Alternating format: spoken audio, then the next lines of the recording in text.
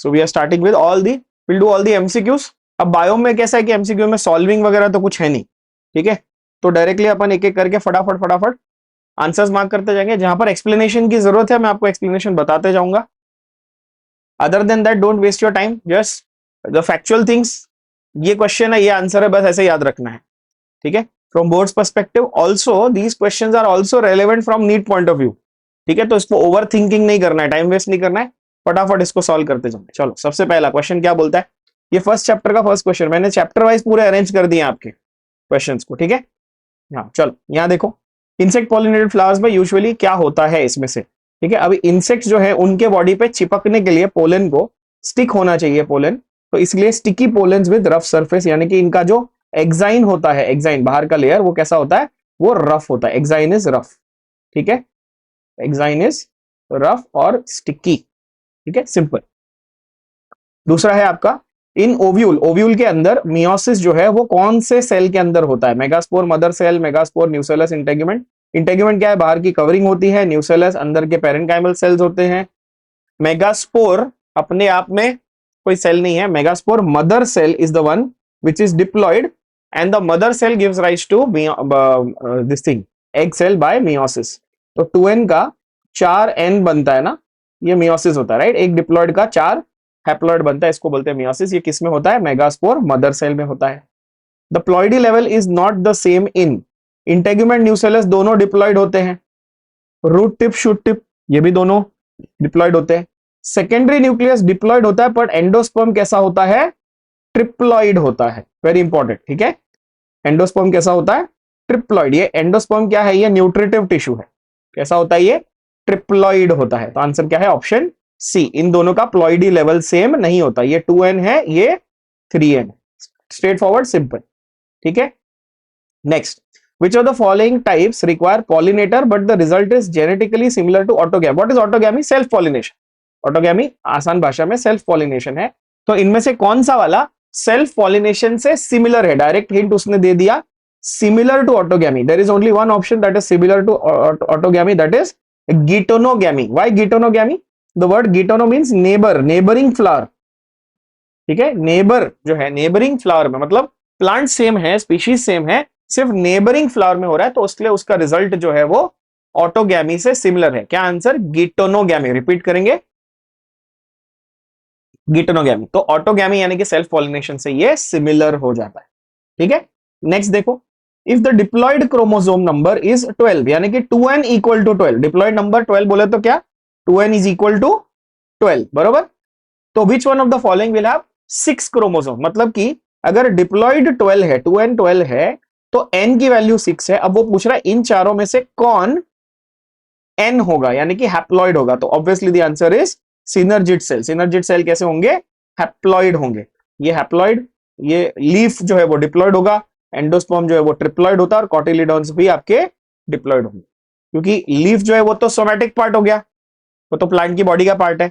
Cotyledon क्या है, zygote बनने के बाद बन रहे हैं। एंडोस्पर्म डिप्लॉयड और ट्रिप्लॉयड होता, अभी बताया मैंने, एंडोस्पर्म ट्रिप्लॉयड होता है। और सिनर्जिड जो है वो आपके मेगास्पोर के अंदर ही है, तो वो कैसे होते हैं, हैप्लॉइड होते हैं, ठीक है, सिनर्जिड।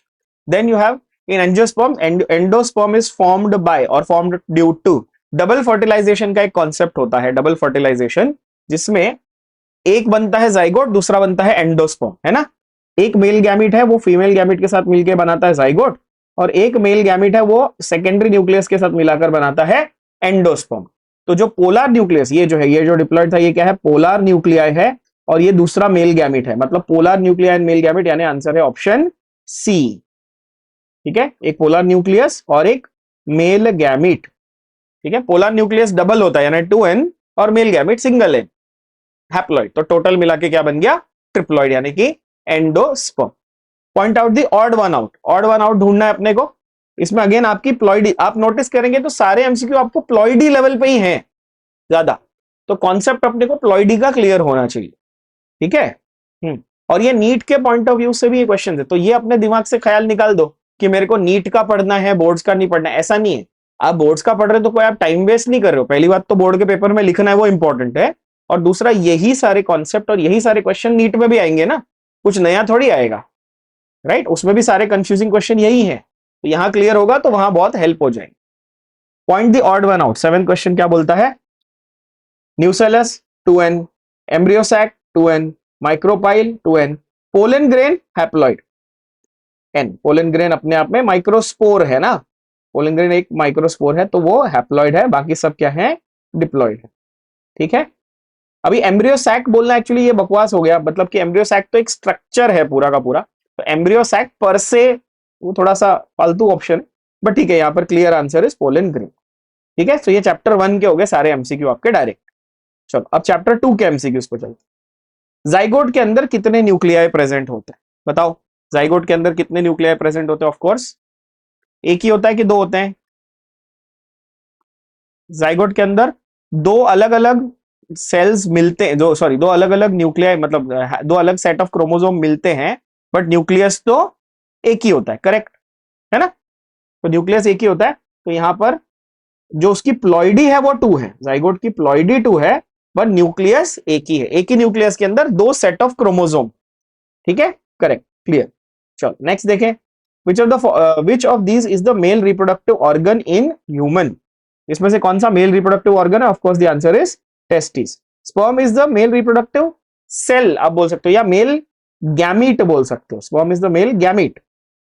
ठीक है, ऑर्गन क्या है? ऑर्गन है टेस्टिस।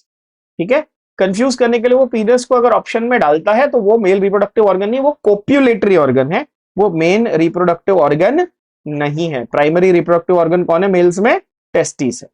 ठीक है, okay. Attachment of embryo to the wall of the uterus, जब एम्ब्रियो आके यूट्रस की वॉल से जाके चिपक जाता, अच्छा वो चिपकता है या बरो करके अंदर घुसता है? वो खड्डा करके बरो करके अंदर घुसता है, चिपकता नहीं है।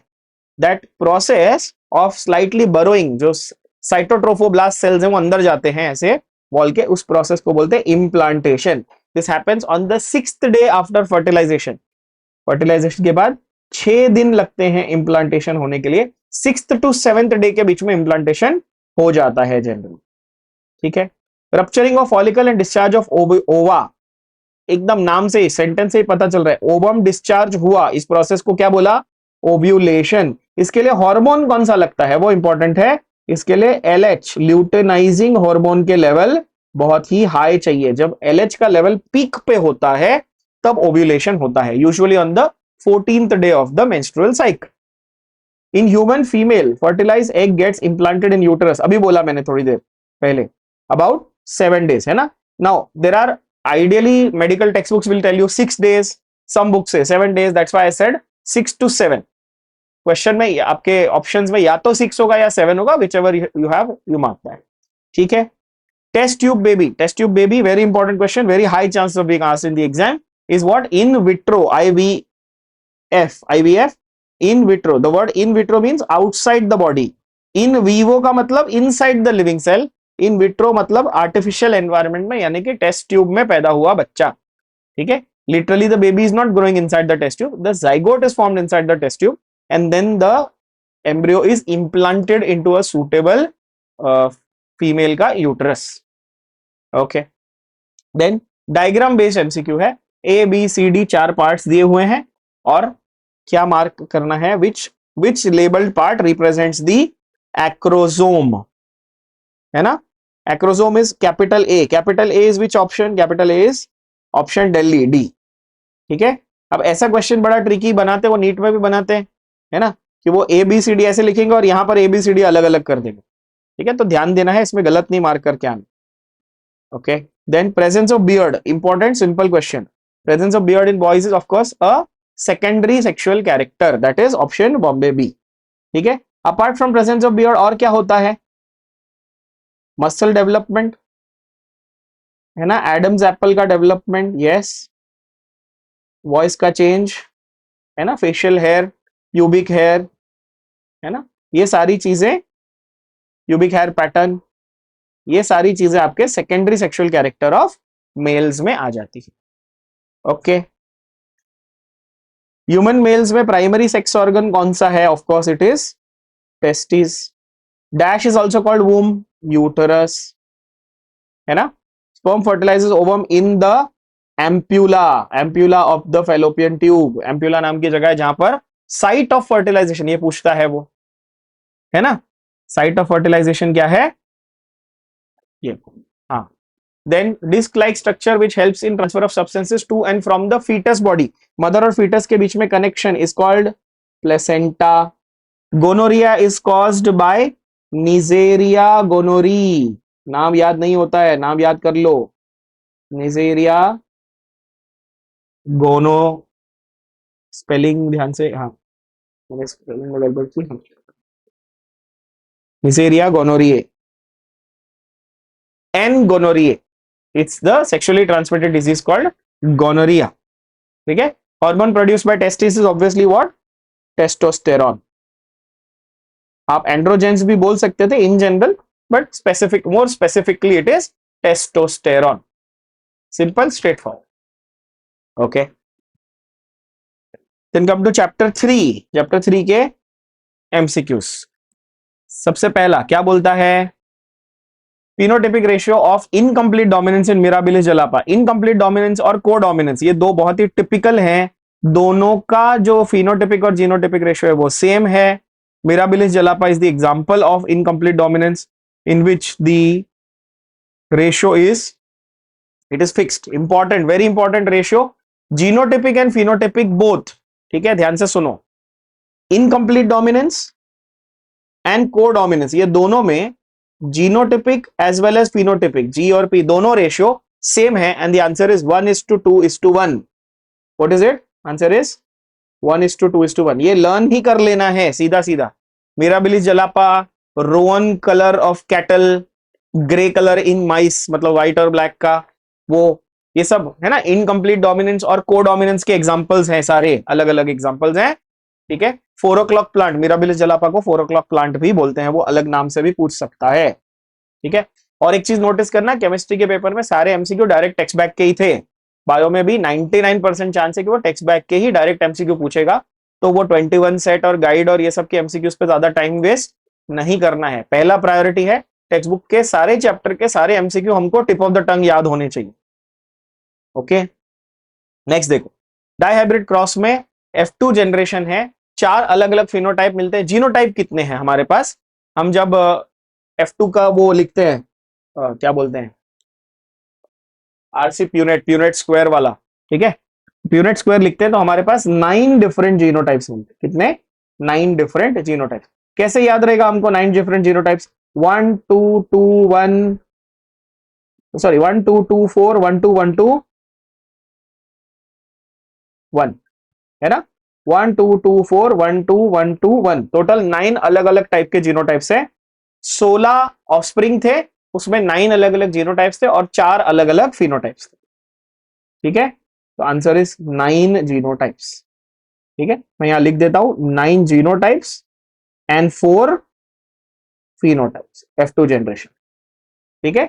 डाइहाइब्रिड क्रॉस के F2 जनरेशन में ऐसा होता है, ठीक है। Third, cross between individual of unknown genotype with recessive, main word recessive plant, recessive parent, unknown genotype with recessive parent, answer is test cross, and unknown genotype with any parent is back cross. with any parent होता तो back cross, with recessive parent पूछा है तो test cross। एक sentence आता है, give reason type question बनता है, all test crosses are back crosses but all back crosses are not test crosses, है ना। तो back cross तो any parent हो गया, और test cross क्या हो गया, recessive parent, that's why all test crosses are back crosses। ये direct MCQ, sorry direct give reason type का शॉर्ट आंसर बनता है आपके बोर्ड एग्जाम में, ओके। नेक्स्ट देखें, when the phenotypic and genotypic ratios are the same, अभी बोला मैंने, दो ही ऐसी कंडीशन थी जब फिनोटाइपिक और जीनोटाइपिक रेशियो सेम होता है, आंसर 1:2:1 होता है। दो कंडीशन थी, एक इनकम्प्लीट डोमिनेंस और एक को डोमिनेंस, तो इसमें फोर्थ वाले का आंसर क्या होगा, ए। को डोमिनेंस अगर ऑप्शन होता तो फिर both A and B types ऐसा कुछ हो सकता था, यहां पर एक ही है, इनकम्प्लीट डोमिनेंस दिया, आंसर आ गया, खत्म, सिंपल। आगे बढ़े, अगर centromere situated near the and है, नियर द एंड है ना, तो 4 टाइप के हमको पता होते हैं क्रोमोसोम। एक जहां पर सेंट्रोमियर सेंटर में, इसको क्या बोलते हैं, मेटासेंट्रिक। एक सेंटर से थोड़ा दूर है, सब मेटासेंट्रिक।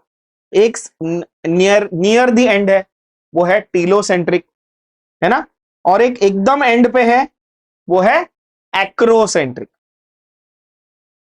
ठीक है, तो ये सीक्वेंस में याद करना जरूरी है, मेटा, सब Meta, Tillo and Acro, MSTA, मस्ता। ठीक है, मेटा, सब मेटा, टीलो और एक्रो। तो यहां पर आंसर क्या आएगा, यहां पर आंसर आएगा टीलोसेंट्रिक। अगर एकदम at the end, near the end नहीं, एट द एंड बोलता तो आप आंसर बी मार्क करते। क्लियर है क्या? Okay, chromosomal theory was given by, very important, very easy, Sutton and Boveri. ठीक है, बाकी सारे भी आंसर आपको पता होने चाहिए। वाटसन एंड क्रिक ने क्या दिया था, स्ट्रक्चर ऑफ डीएनए, 1953 में इन्होंने स्ट्रक्चर ऑफ डीएनए दिया। मिलर और यूरी ने क्या किया था, एवोल्यूशन में उन्होंने वो फ्लास्क फ्लास्क वाला एक्सपेरिमेंट, वो हॉट डाइल्यूट सूप वाला एक्सपेरिमेंट परफॉर्म किया था। ओपरेन और हेल्डिन ने थियरी दी थी, केमिकल एवोल्यूशन, बायोजेनेसिस की जो थियरी थी, बायोजेनेसिस की जो थियरी थी वो दी थी, जिससे मिलर और यूरी ने अपना एक्सपेरिमेंट डिजाइन किया था। ठीक है, तो यहां पर chromosomal theory was given by Sutton and Boveri. Okay, I hope ये क्लियर दिख रहा है। मेरा वो कैमरा बीच में नहीं आ रहा है, यहाँ पे कॉर्नर के जो चीजें है वो, इसलिए मैं कैमरा ऑन ऑफ कर रहा हूं ताकि आपको क्लियरली दिखेगा, यहीं पे आपका वो मिस नहीं। ठीक है, पढ़ते आ रहा है ना? तो if the genes are located in a chromosome as PQRST, मतलब एक क्रोमोसोम है, समझो ये क्रोमोसोम है, इसमें P gene, Q gene, R gene, S gene, T gene ऐसे लाइन से लगे हुए हैं। ये वो कहने की कोशिश कर रहा है, पहले इस क्वेश्चन को समझो, है ना? तो वो बोल रहा है which of the following will have the least probability of being together. Common sense, बहुत सिंपल बात है, इनमें से जिसका डिस्टेंस सबसे ज्यादा होगा उनकी प्रोबेबिलिटी सबसे कम होगी। तो कौन सा इससे सबसे दूर है, P और T सबसे दूर है, बट P और T है क्या ऑप्शन में? नहीं है। तो फिर सेकंड हम देख रहे हैं P और S। सेकंड सबसे दूर कौन है? डिस्टेंस ज्यादा मतलब प्रोबेबिलिटी कम, तो आंसर क्या हो जाएगा, ऑप्शन डी। ठीक है, मैं अब क्या लिख रहा हूं, डिस्टेंस मोर, डिस्टेंस ज्यादा तो प्रोबेबिलिटी कम, है ना? इस डिस्टेंस का एक यूनिट था, याद है? इस डिस्टेंस का यूनिट क्या है? इसका यूनिट का नाम है सेंटीमॉर्गन। किया हमने ये, इसका सेंटीमॉर्गन नाम है, सेंटीमॉर्गन। मॉर्गन भाई साहब जो थे ना, Thomas Hunt Morgan, TH Morgan, उनका एक स्टूडेंट था जिसका नाम था स्टूटेवंट। उस स्टूटेवंट भाई साहब ने यूनिट बनाया था और वो सेंटीमॉर्गन, मॉर्गन के ऑनर में उसका नाम रखा, सेंटीमॉर्गन। ठीक है, फाइंड द मिसमैच पेयर, बहुत easy simple question, very important question, very very important. ठीक है, very high chances of being asked, है ना? क्या बोलता है देखो, डाउन सिंड्रोम 44 + XY, क्या ये सही है गलत है? डाउन सिंड्रोम में तो 21st पेयर का ट्राइसोमी होता है, तो आंसर तो आ गया इसका सीधा ए, है ना? टर्नर्स में 44 + XO बरोबर है, ये 45 होता है टोटल। क्लाइनफेल्टर 47 होता है, XXY, ये भी सही है। सुपर फीमेल ये भी 47 होता है, ये XXX होता है, सही। Then colour blind man marries a woman who is homozygous for normal vision, मतलब फीमेल कलर ब्लाइंड मैन है, मतलब कलर ब्लाइंड मैन को ऐसे बना दे, XCY, है ना? उसको ऐसे बना देता, XC और Y। और लेडी जो है, जो वुमन है जिससे उसने ब्याह रचाया है, वो क्या है, वो कैपिटल C, है ना? तो मतलब हर बच्चे को, जैसे अगर कोई बच्ची है, लड़की है, तो उसको एक कैपिटल C तो मिल जाएगा, तो ये तो नॉर्मल हो जाएगी, है ना? और हर लड़के को भी कैपिटल C मिलेगा मम्मी से, तो बेसिकली सारे बच्चे नॉर्मल हो जाएंगे। तो probability of son being colour blind is 0, ए, सारे बच्चे नॉर्मल हो गए। Capital C, capital C, capital CY, capital C, simple हो, इजी, है ना? ओके,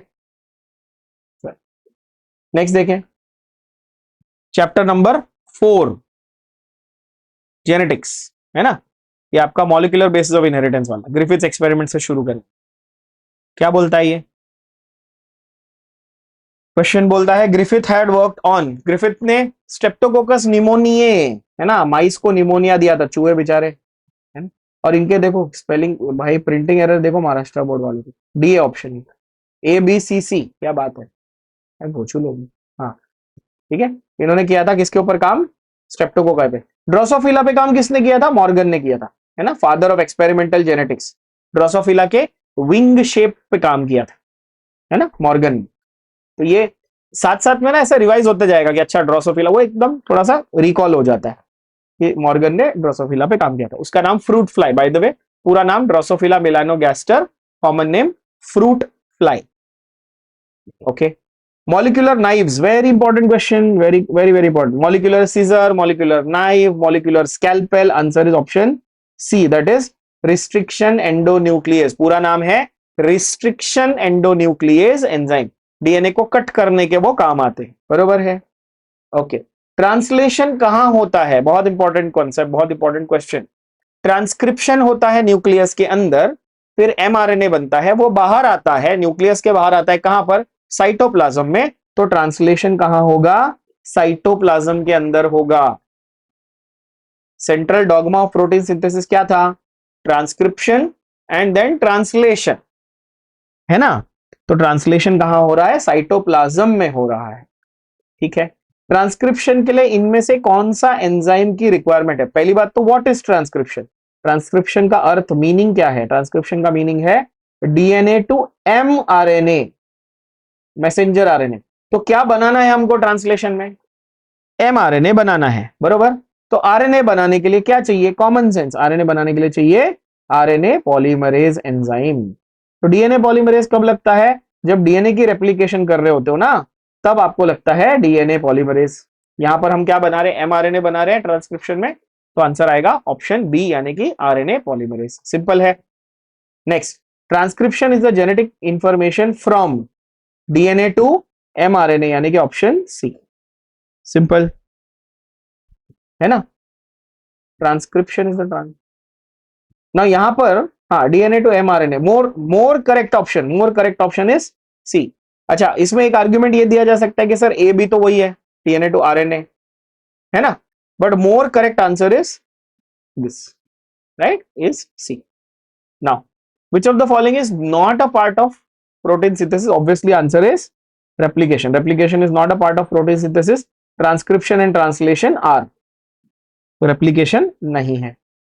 ओके, आरएनए में कौन सा नाइट्रोजन बेस है जो थाइमिन को रिप्लेस कर लेता है, बहुत सिंपल है, डीएनए में एटीजीसी और आरएनए में एयूजीसी, यानी कि थाइमिन की जगह क्या है, थाइमिन की जगह है यूरासिल, थाइमिन की जगह है यूरासिल, सिंपल। ओके, ये तो नींद में से उठा के पूछेंगे तो भी आपको आ जाएगा। Okay, how many codons are needed to specify 3 amino acids, 3 amino acid अगर आपको स्पेसिफाई करने हैं तो मिनिमम कितने कोडॉन चाहिए आपको, 3 कोडॉन्स, 3 कोडॉन 3 अमाइनो एसिड बना सकते हैं। देखो द आइडिया इज सिंपल, एक कोडॉन एक अमाइनो एसिड बना सकता है, मोर देन 1 कोडॉन भी बना सकता है, मैं मिनिमम नंबर पूछ रहा हूं। क्वेश्चन को पढ़ो ध्यान से, क्वेश्चन क्या पूछ रहा है, how many codons are needed, when I say needed मतलब मिनिमम रिक्वायरमेंट, तो आंसर इज 3।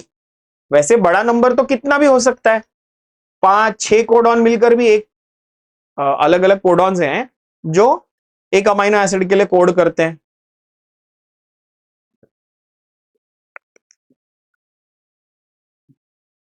तो पर amino acid 1 codon is the minimum requirement, so answer here is option A, यानी कि 3, simple. Okay, which of the following out of these is not an example of inducible operon, very important, very important, the only one, this is a repressible operon, जो क्या है, repressible है, वो है tryptophan.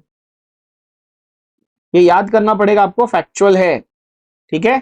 Lactose, lack operon obviously पता ही होगा, lack operon, histidine और अराबिनोज, ये तीनों इंड्यूसिबल हैं। ट्रिप्टोफैन का ओपरॉन जो है ये कैसा है, रिप्रेसिबल है। इसका मीनिंग समझा देता हूं ब्रीफ में, ठीक है। इंड्यूसिबल का मतलब ये नॉर्मली ऑफ रहता है और जब आप चाहो तब इसको ऑन कर सकते हो, और रिप्रेसिबल का मतलब कि ये नॉर्मली ऑफ रहता है, आप चाहो तो ऑन कर सकते हो, ये उसका मीनिंग है, ठीक है। तो अगर कोई ये पूछेगा कि which of the following operons is normally in switched on position, ठीक है, तो वो रिप्रेसिबल है, उसको आप चाहो तो ऑफ कर सकते हो। और इंड्यूसिबल नॉर्मली ऑफ रहता है, उसको चाहो तो जब जरूरत पड़े तब ऑन कर ले, इंड्यूस कराना, ऑन कराना, that is the name inducible, ठीक है। ये नीट के लिए भी बहुत इंपॉर्टेंट सवाल है ये वाला। ठीक है, सिर्फ बोर्ड्स के लिए, नीट के लिए भी बहुत इंपॉर्टेंट क्वेश्चन है। Okay, then place the following events of translation in the correct sequence. Binding of methionine M tRNA to the start codon. Okay. Covalent bonding between two amino acids. Okay. Binding of second tRNA. Okay. Joining of small and large subunits. तो इसका क्या पूछ रहा है वो? Correct sequence पूछ रहा है, करेक्ट सीक्वेंस। तो क्या होता है? तो सबसे पहले वन होता है, वन, यानी कि आंसर आ गया। सबसे पहले आता है बी, यस, ठीक है, this is number one sequence में। पहले टीआरएनए मिथ्योनिन, पहले मिथ्योनिन आएगा, फिर आपका राइबोसोम के यूनिट साथ में आ जाएंगे,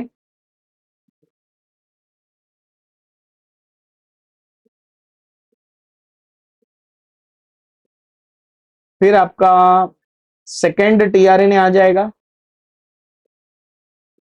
और फिर आपके दो अमीनो एसिड्स के बीच में कोवैलेंट बॉन्ड, यानी कि जो आपका पेप्टाइड बॉन्ड है ना, वो बनता है। ओके,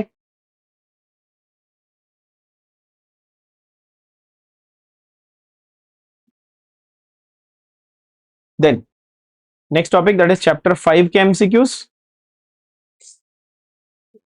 इसमें एवोल्यूशन, ये तो सिंपल है। Who propose that the first form of life developed from,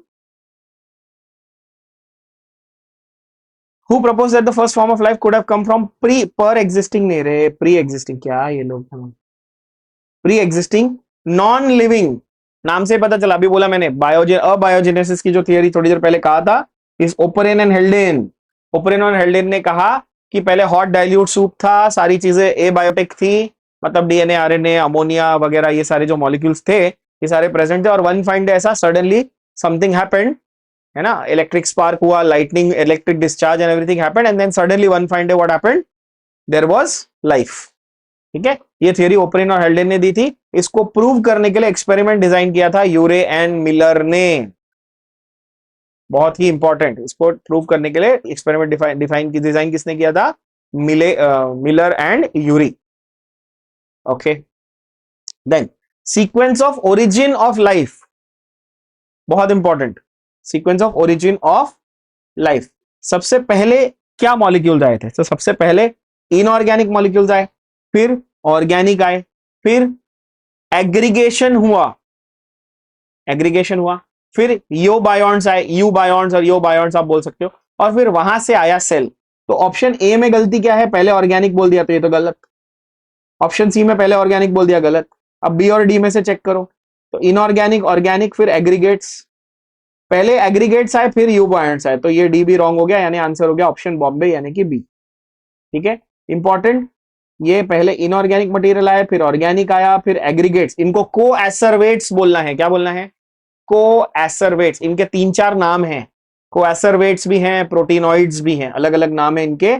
तो आप एग्रीगेट्स बोलना चाहो तो बोल सकते हो, या फिर you can call them as coacervates, या फिर you can call them as microspheres, या फिर you can call them as proteinoids. There are various different names, you can choose any one. If you have to choose one name, you call them coacervates. जो Oparin भाई साहब थे उन्होंने ही नाम दिया था कोएसरवेट्स। सिडनी फॉक्स आए, उन्होंने बोला मैं माइक्रोस्फीयर बोलूंगा। सेम चीज को अलग अलग नाम दिए अलग अलग साइंटिस्ट ने।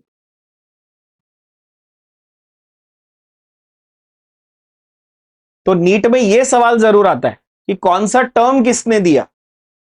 ठीक है, बट उसके लिए हमको ये सारे टर्म्स भी तो पता होने चाहिए ना, और ये टर्म्स एनसीईआरटी में नहीं दिए। प्रोटीनॉइड्स, माइक्रोस्फीयर्स, ये सारे नहीं दिए हुए टर्म्स, ये यहां दिए हुए हैं। हार्डी वीनबर्ग प्रिंसिपल में homozygous recessive individual is represented by, बहुत सिंपल है। हार्डी वीनबर्ग प्रिंसिपल को सबसे इजी तरीका मैं आपको बताता हूं याद करने का। जो मेंडल का जो ये था ना, F2 generation of monohybrid cross, उसको आप कोरिलेट कर लो हार्डी वीनबर्ग से, एकदम इजी हो जाता है।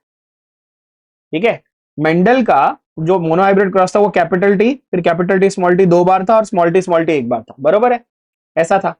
तो इसको उन्होंने, हार्डी वीनबर्ग ने बोल दिया पी स्क्वायर, ये दोनों को मिला के बोल दिया 2pq, 2 बार pq आ गया, कैपिटल टी स्मॉल टी, और इसको बोल दिया q स्क्वायर। अब आंसर बता दो क्या आएगा,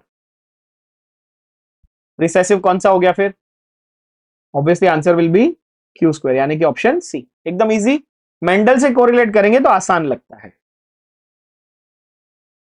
ना। उसके बाद आता है एनालॉगस ऑर्गन्स। नीट के पेपर में पिछले आप 30 साल का क्वेश्चन अगर उठा के देखोगे, अपन सॉल्व करेंगे अभी बोर्ड्स के तुरंत बाद, अब अपन सॉल्व करेंगे उसके questions.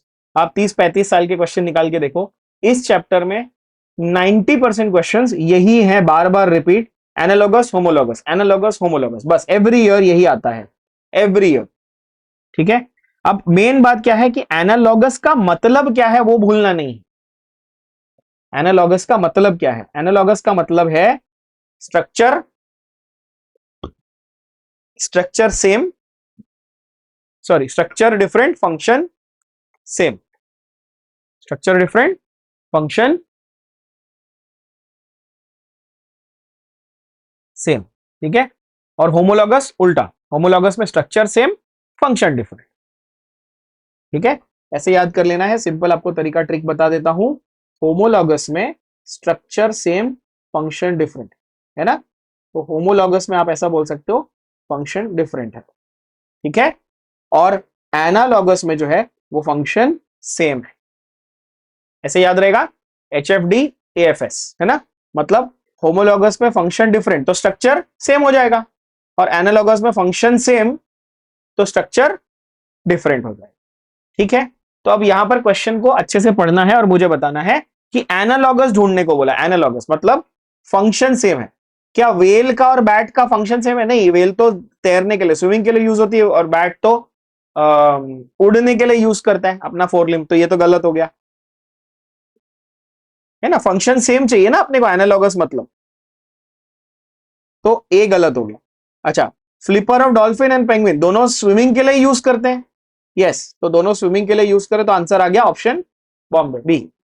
Then thorns and tendrils of bougainvillea and Cucurbita, ये भी होमोलॉगस है, right.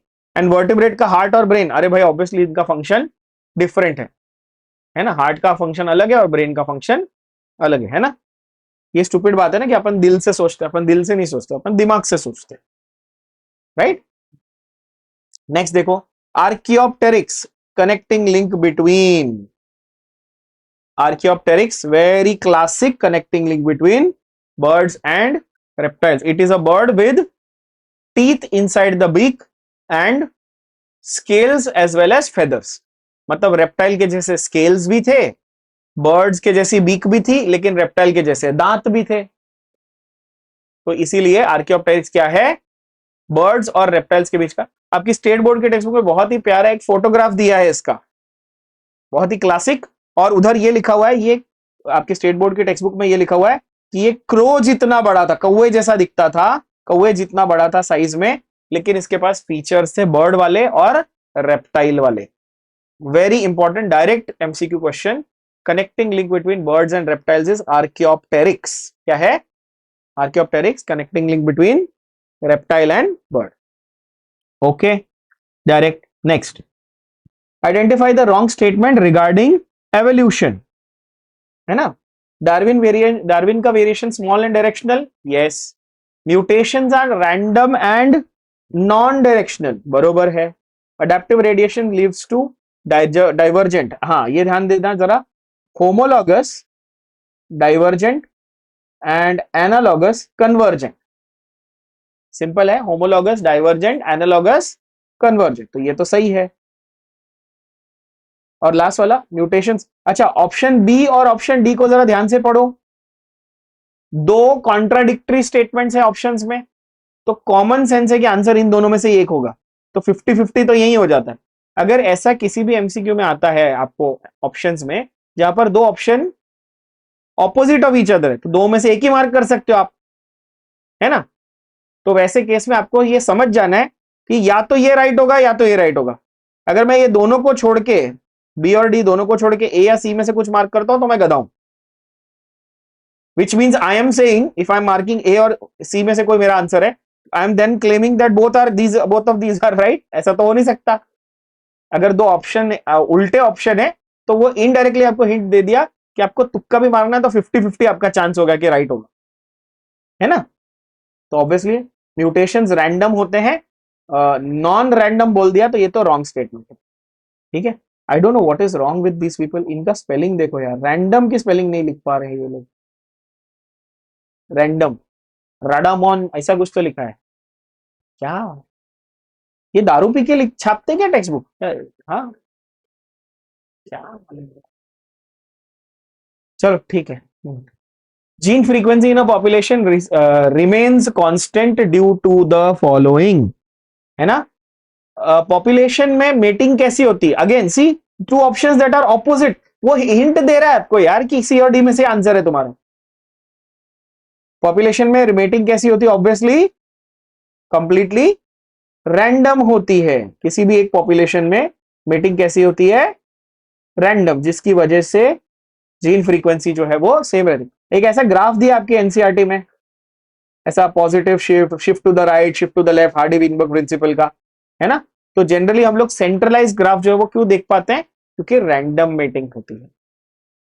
Okay, then which of the following characteristic is not shown by apes, very very important, not shown, घाई नहीं करनी है, सोच के बोलना है, नॉट शोन बाय एप्स, है ना। तो इनमें से कौन सा वाला नॉट शोन है, प्रोग्नाथस फेस, एप्स का जो जबड़ा है ऐसा ऐसा होता है ऑब्वियसली, यस, चिंपैंजीज गोरिल्लास होता है, तो प्रोग्नाथस फेस तो है। टेल होती है क्या एप्स को, नहीं, एप्स की तो प्रॉपर्टी यही है। एप्स और मंकीज में मेजर फर्क क्या है, मंकीज के पास पूंछ है, एप्स के पास पूंछ नहीं है, ठीक है। Chin, chin is prominent, obviously ठुड्डी ऐसा, जबड़ा ऐसा है तो chin is prominent, chin is absent नहीं, गलत है ना, चिन तो प्रोमिनेंट होती है ना। बट हाँ, अगर आप चिंपैंजी वगैरह को देखो तो इनका लोअर जो राउंडेड होता है, यस, तो उनके केस में नहीं है, बरोबर। तो नॉट शोन में आपका आंसर आ गया टेल इज प्रेजेंट, है ना। Forelimbs are longer than hindlimbs, बरोबर है, ये होता है ना, ऐसे ऐसे चलते हैं वो, है ना, हाथ लंबे होते हैं तो वो ऐसे ऐसे चलते हैं, तो that is why answer is option B, यानी कि bomb.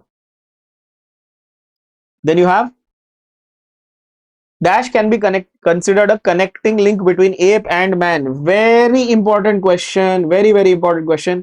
The connecting link between ape and man is australopithecus. आपकी स्टेट बोर्ड के टेक्स्ट बुक में एक टेबल दिया हुआ है ह्यूमन एवोल्यूशन चैप्टर में, जिसमें एंड में टेबल में उसमें एक फीचर लिखा हुआ ऑस्ट्रेलोपिथेकस का, man with app brain. Australopithecus को क्या बोला, dash was the man with app brain, and Homo habilis जो था, होमो हैबिलिस, इसको हैंडीमैन बोला है, क्या बोला है, हैंडीमैन। हैंडीमैन का question recently last year, last to last year NEET में आ चुका है। Dash was called as handyman, the answer is Homo habilis, ठीक है। निएंडरथल मैन की क्रेनियल कैपेसिटी, डायरेक्ट आंसर है, क्रेनियल कैपेसिटी थी 1400 cc. Australopithecus, Homo erectus, Homo habilis, पहले हैबिलिस बाद में erectus, Homo neanderthalensis and Cro-Magnon man, इन सब की क्रेनियल कैपेसिटी याद करनी है।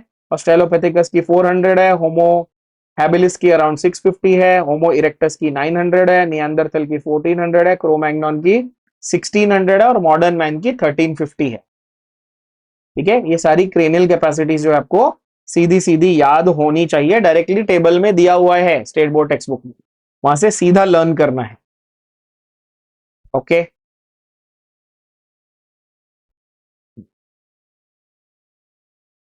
नेक्स्ट है आपका chapter number 6, that is your plant water relations. यहां के क्वेश्चंस में ज्यादा पीएचडी करने की जरूरत नहीं है, बॉटनी के क्वेश्चंस को डायरेक्टली लर्न करना है फैक्चुअल लेवल पे, ठीक है, इसमें बहुत ज्यादा अपने को घुसने की जरूरत नहीं है, ठीक है। चलो पहला क्या है, बोलता है देखो, in soil the water available for absorption by the root is called capillary water, ठीक है। रूट में ना कैपिलरी एक्शन होता है, आपने फिजिक्स में पढ़ा होगा, ये पतली सी जो ट्यूब लाइक स्ट्रक्चर होती है जिसमें से पानी ऐसे फ्लूइड राइज होता है ना, उसको कैपिलरी कहते हैं, है ना, कैपिलरी। तो वैसे ही यहां पर रूट हेयर में से आपके जो पानी एब्जॉर्ब होता है वो capillary water. Most widely accepted theory for ascent of SAP, इसके ऊपर शॉर्ट नोट भी आने का बहुत हाई चांस है, असेंट ऑफ सैप पे शॉर्ट नोट आने का बहुत हाई चांस है, ये लर्न करके जाना है। इसका आंसर ऑब्वियसली क्या है, transpiration pull theory. All of these are theories, सब हैं, बट सबसे वाइडली एक्सेप्टेड, सबसे लॉजिकल और करेक्ट जो थियरी लगती है वो कौन सी है, transpiration pull. What is transpiration pull? जब एक प्लांट है उसकी लीफ में से जब पानी ये हो रहा है इवेपोरेट, तो वो एक पुल क्रिएट कर रहा है रूट में, जहां से ग्राउंड में से पानी खींचा जा रहा है, इसको बोलते हैं transpiration pull. Then water movement between the cells is due to DPD. ठीक है, इसका मतलब it is the deficit of diffusion pressure. Simple भाषा में बोले तो एक जगह पे अगर प्रेशर कम है, दूसरी जगह पे प्रेशर ज्यादा है, तो जो डेफिसिट क्रिएट हुआ, जो डिफरेंस क्रिएट हुआ, उसकी वजह से वाटर मूवमेंट होगा। इसको आप ऐसे कोरिलेट करो, जैसे आप ये देखते हो कि फिजिक्स में अगर पोटेंशियल डिफरेंस होता है तो इलेक्ट्रिसिटी फ्लो होती है, तो वैसे ही बायोलॉजी में दो टिश्यूज के बीच में अगर डिफ्यूजन प्रेशर अलग अलग होता है तो पानी फ्लो होता है। सिंपल भाषा ऐसे समझ में आई? तो इसको बोलते हैं डीपीडी, यानी diffusion pressure deficit. Okay, so यहां पर आएगा answer option C. Guard cells में जब sugar is converted into starch, what happens to the stomatal pore? बहुत इंपॉर्टेंट क्वेश्चन। यस, जब शुगर स्टार्च में कन्वर्ट होता है, शुगर किस में कन्वर्ट होता है, स्टार्च में, तो जो गार्ड सेल है वो क्या लगता है, वो श्रिंक होगा कि फूक जाएगा? स्टार्च स्टोर हो के फूक जाएगा। अगर ये मोटा हो गया तो जो बीच में गैप था, ये ध्यान से सुनना और सोच के लॉजिकली बताना, ये जो बीच का गैप है, ये जो एरिया है, ये वाला जो मैंने अभी शेड किया, ये जो बीच का गैप है, अगर मेरा सेल मोटा हो रहा है, ये ऐसा सेल मोटा हो गया, तो गैप को क्या होगा, बंद होगा कि ओपन होगा? गैप बंद हो जाएगा। तो आंसर आ जाएगा ऑप्शन ए।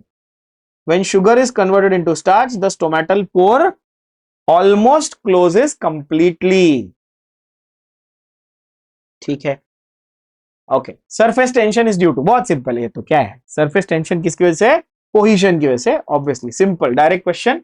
सरफेस टेंशन कोहिजन की वजह से, आप फिजिक्स में भी पढ़ते है ना। Then which of the following type of solution has lower level of solute? ये तो केमिस्ट्री का क्वेश्चन हो गया, सॉल्यूशंस चैप्टर में हमने किया। लोअर लेवल ऑफ सोल्यूट मतलब hypotonic, higher level of solute पूछता तो हाइपरटोनिक, सेम लेवल पूछता तो आइसोटोनिक। ठीक है, एकदम सिंपल हो गया। 7th वन क्या बोलता है?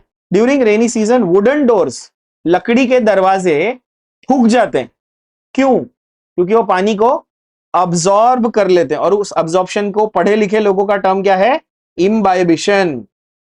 इम्बिबिशन नहीं बोलना है, इम्बाइब करना। इम्बाइबिशन यानी किसी चीज को इम्बाइब, जैसे हम किसी से अच्छी आदतें सीखते हैं, अच्छा नॉलेज किसी से लेते हैं, तो हम लोग इम्बाइब कर रहे हैं। इंग्लिश का शब्द है, कोई बहुत बड़ा हाईफंडू शब्द नहीं है।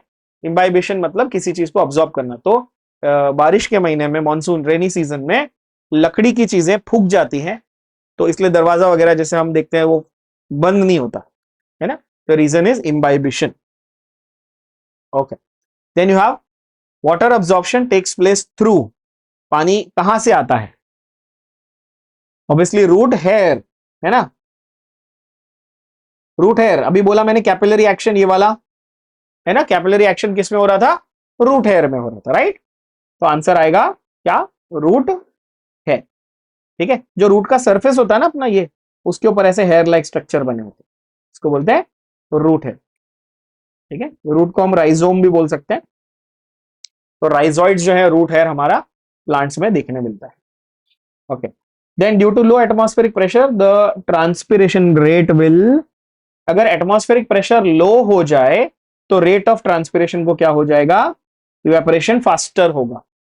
ठीक है, अगर एटमॉस्फेरिक प्रेशर लो होगा तो बाहर प्रेशर लो है, तो हाई प्रेशर से लो प्रेशर मूव होती है ना चीजें। तो अगर जैसे अगर ये प्लांट है ना, ये रहा आपका प्लांट, इस पे ये लगा है ब्रांच, ब्रांच पे लगी हुई है लीफ, लीफ के अंदर है पानी के ये मॉलिक्यूल, और बाहर लो प्रेशर है और लीफ के अंदर हाई प्रेशर है मान लो, तो हाई से लो जाएगा तो फटाफट ट्रांसपिरेशन होगा ना। तो यानी कि लो प्रेशर अगर बाहर है तो रेट ऑफ ट्रांसपिरेशन क्या होगा? बढ़ जाएगा, simple. Osmosis is a property of, obviously answer is solution. ठीक है, ऑस्मोसिस क्या है? एक सॉल्यूशन में जब हाइपोटोनिक या हाइपरटोनिक होगा तो ऑस्मोसिस दिखेगा। ऑस्मोसिस का डेफिनेशन गलती नहीं करनी है, ध्यान से सुनना है। ऑस्मोसिस का डेफिनेशन है movement of solvent, but it is a property of what? Solution के अंदर से सॉल्वेंट जा रहा है ना, तो प्रॉपर्टी किसकी है? सॉल्यूशन की है। अगर ऐसे याद नहीं है तो केमिस्ट्री में सॉल्यूशन चैप्टर में 4 ही तो कॉलिगेटिव प्रॉपर्टी हो, मैंने 25 बार बताई है ना। किसकी प्रॉपर्टी होती है? सॉल्यूशंस की प्रॉपर्टी होती है। तो आंसर है option C, solution. Clear, simple. Next, हमारे प्लांट हॉर्मोन्स, चैप्टर 7,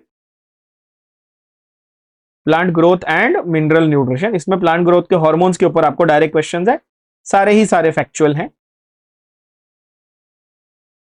और इसमें से नीट में भी बहुत अच्छे अच्छे question, indole acetic acid, auxins, ethylene, सब पे क्वेश्चन नीट में आ चुके हैं और आते हैं बहुत फ्रीक्वेंटली। तो फोकस इस पे करना कि आपको इसको ऐसे पढ़ना है कि नीट में भी आपको ये काम आ जाए। Okay, which of the following can replace vernalization?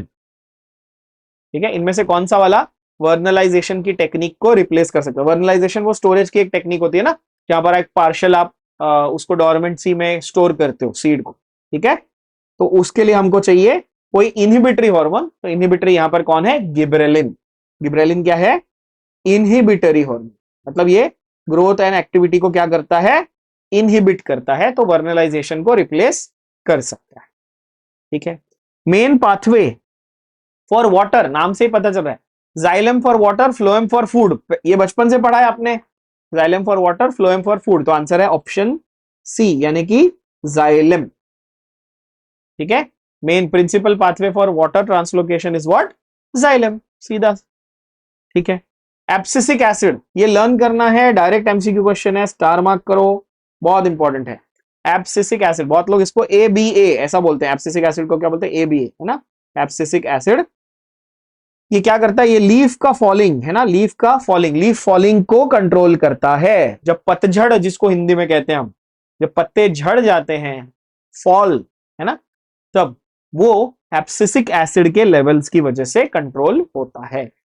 Then artificial ripening, 5 star question, NEET में सबसे ज्यादा आया हुआ क्वेश्चन इस चैप्टर में से। Obviously the answer is ethylene. ये केमिस्ट्री की बुक में भी दिया हुआ है, क्लास 11 की टेक्स्ट बुक में। ठीक है, कि ethylene is used for artificial ripening of fruits. वो जो हम ये सुनते हैं ना कि इंजेक्शन लगा के, जैसे अभी गर्मी का सीजन ढंग से पूरा आया नहीं फिर भी आम मिल रहे हैं, जो जल्दी पकाने के लिए फ्रूट्स को, ताकि मार्केट में जल्दी बेच सके, तो वो इथिलीन के इंजेक्शंस लगाते हैं बेसिकली। ठीक है, तो that is used for artificial ripening of fruits. Okay, then flowering के स्टिमुलेशन के लिए कौन सा फैक्टर है जो हमारे लिए काम का है? तो वो है फोटो पीरियड। अगर फोटो पीरियड यानी इनफ लाइट एक्सपोजर अगर प्लांट को मिलता है, क्या मिलता है? Enough light exposure. कितने समय तक लाइट एक्सपोजर मिल रहा है? लाइट एक्सपोजर के हिसाब से अगर प्लांट्स को मुझे क्लासिफाई करना है तो I can call them as short day plant and long day plants. मतलब जिनको ज्यादा जरूरत है, 12-12 घंटे लाइट चाहिए जिन प्लांट्स को, वो लॉन्ग डे है।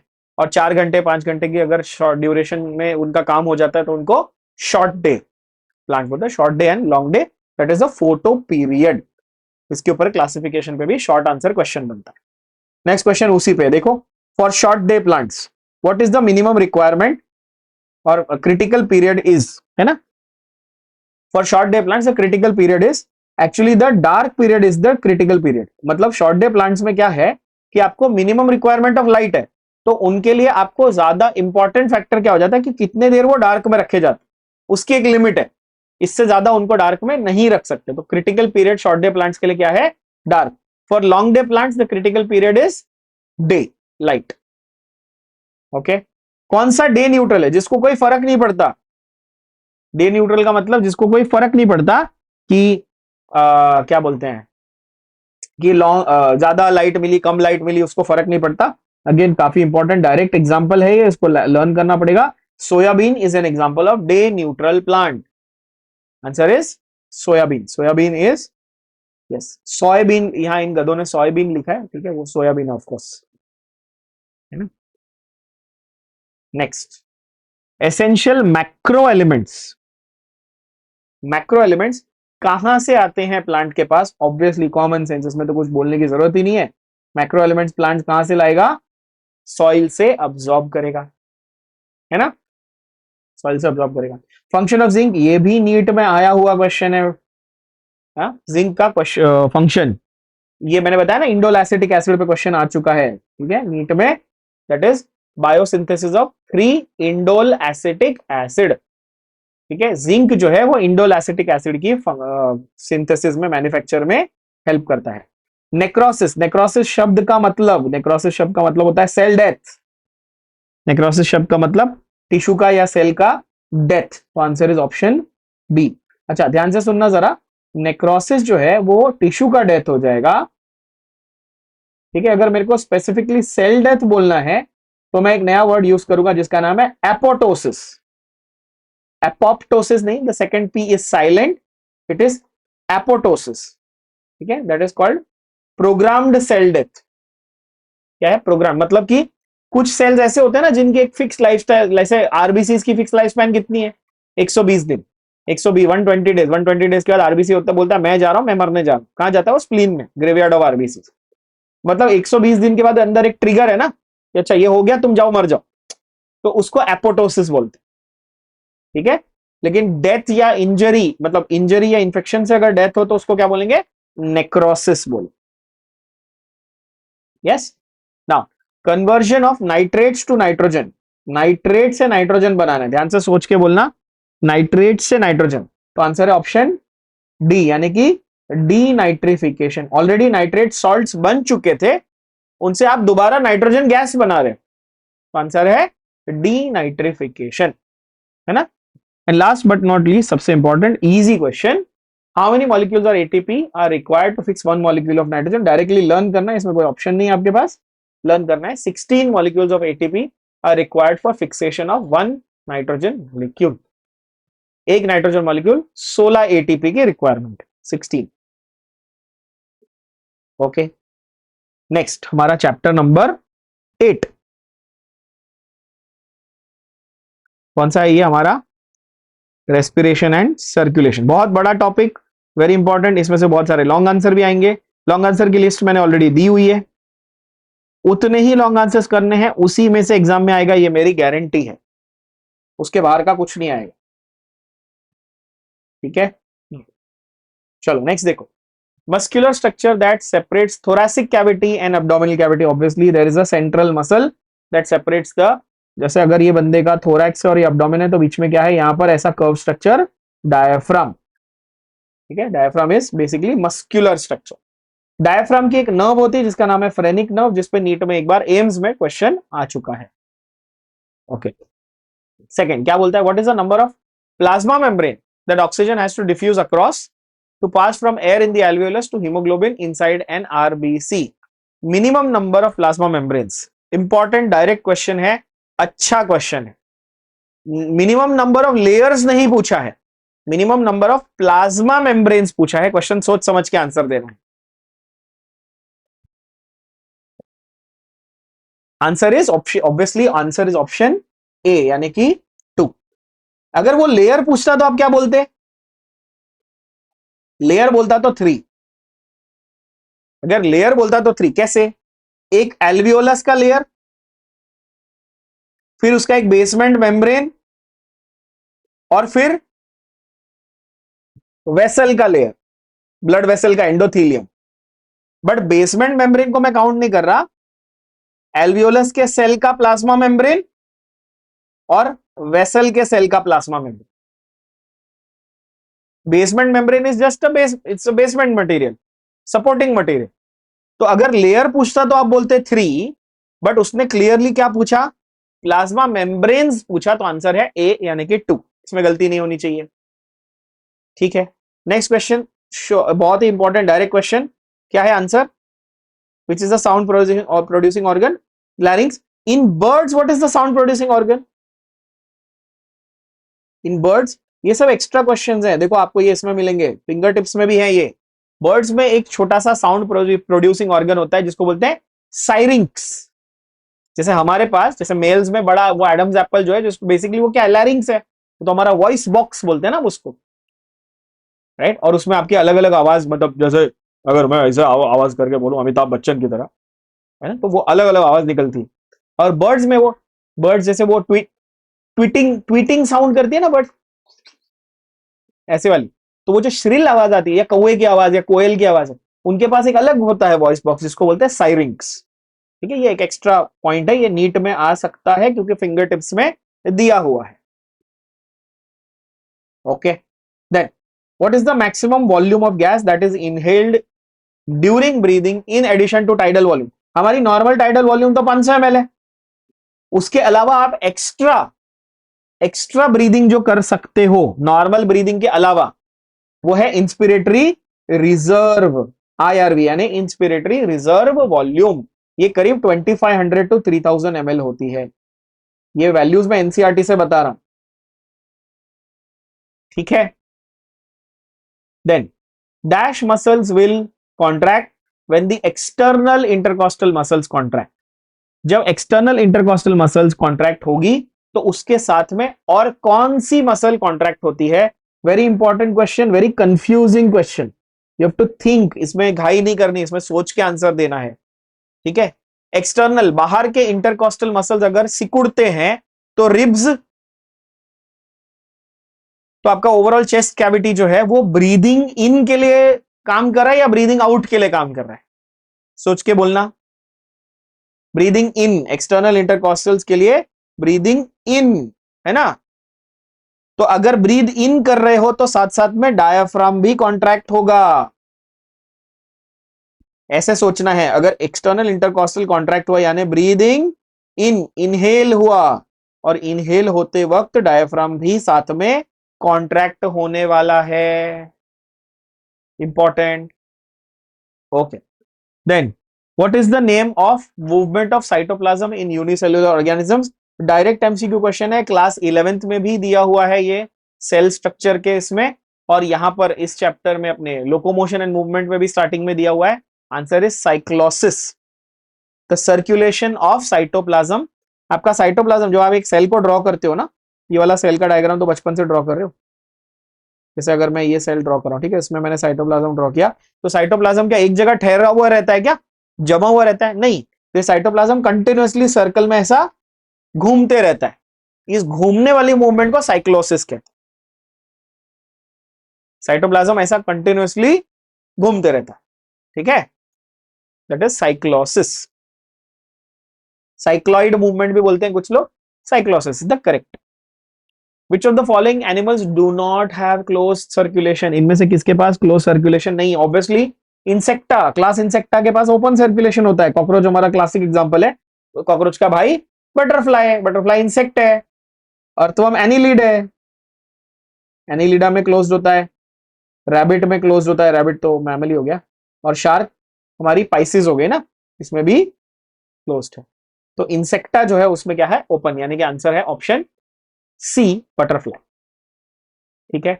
Diapedesis, what is diapedesis? Diapedesis is amoeboid movement, amoeba like movement. What is diapedesis? तो ये कौन करता है? ऑब्वियसली अमीबॉइड मूवमेंट कौन करता है? ऑब्वियसली ल्यूकोसाइट्स, यानी डब्ल्यूबीसीज करते हैं, डी, है ना, ल्यूकोसाइट्स करते हैं amoeboid movement. Pacemaker of heart is, very important question, ऐसे note, very easy question, direct question. What is pacesetter of heart? ये एनसीईआरटी में नहीं दिया है, एनसीईआरटी में नहीं दिया है, क्वेश्चन आया हुआ है आपको फिंगर टिप्स में, वो एमटीजी फिंगर टिप्स की बुक में भी ये क्वेश्चन मिलेगा। Pacesetter is AV node, pacemaker is SA node, pacesetter is AV node, ठीक है, yes. Then which of the following is without nucleus? Obviously direct question, RBC. Exception, exception कौन है? Exception दो ही है exception, camel and llama. Camel and llama में RBC nucleated होते हैं, बाकी सारे मैमल्स में आरबीसी विदाउट न्यूक्लियस होता है, कैमल और लामा। नेक्स्ट क्वेश्चन है हमारा, cockroach shows which kind of, ये अभी बताया यार, इंसेक्ट्स में क्या होता है कॉकरोच में?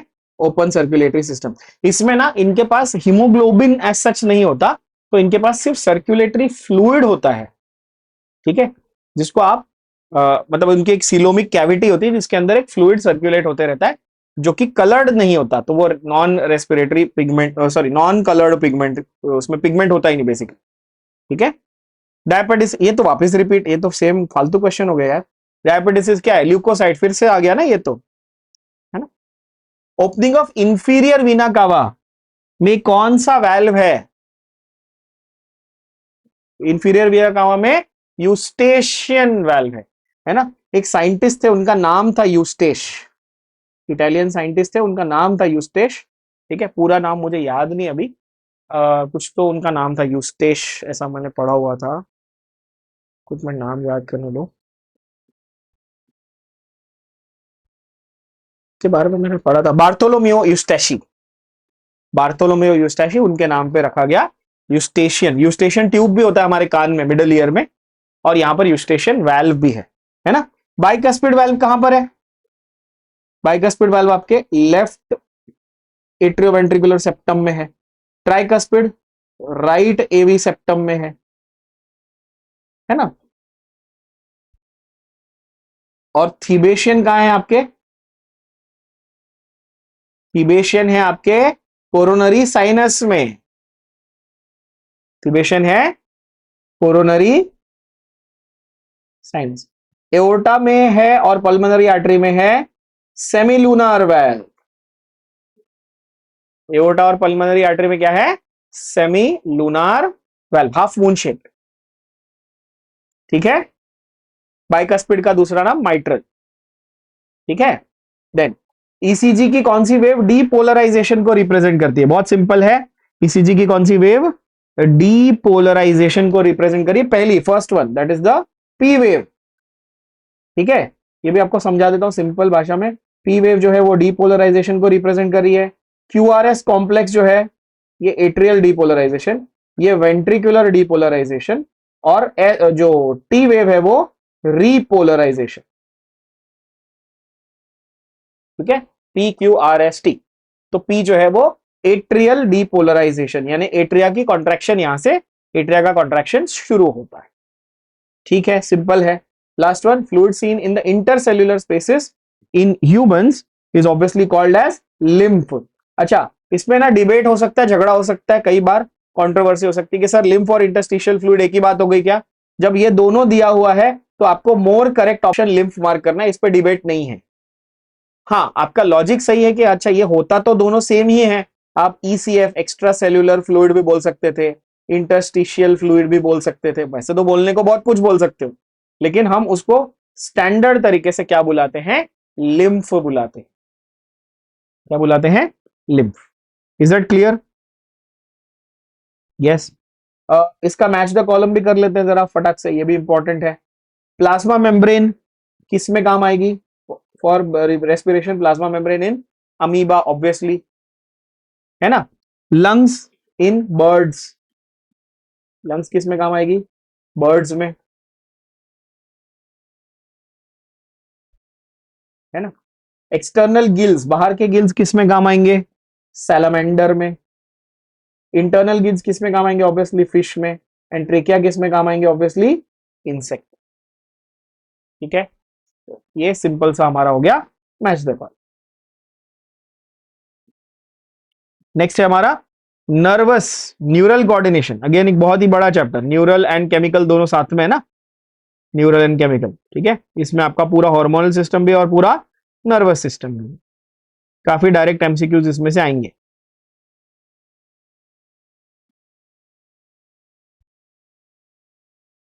क्या बोलता है क्वेश्चन पहला?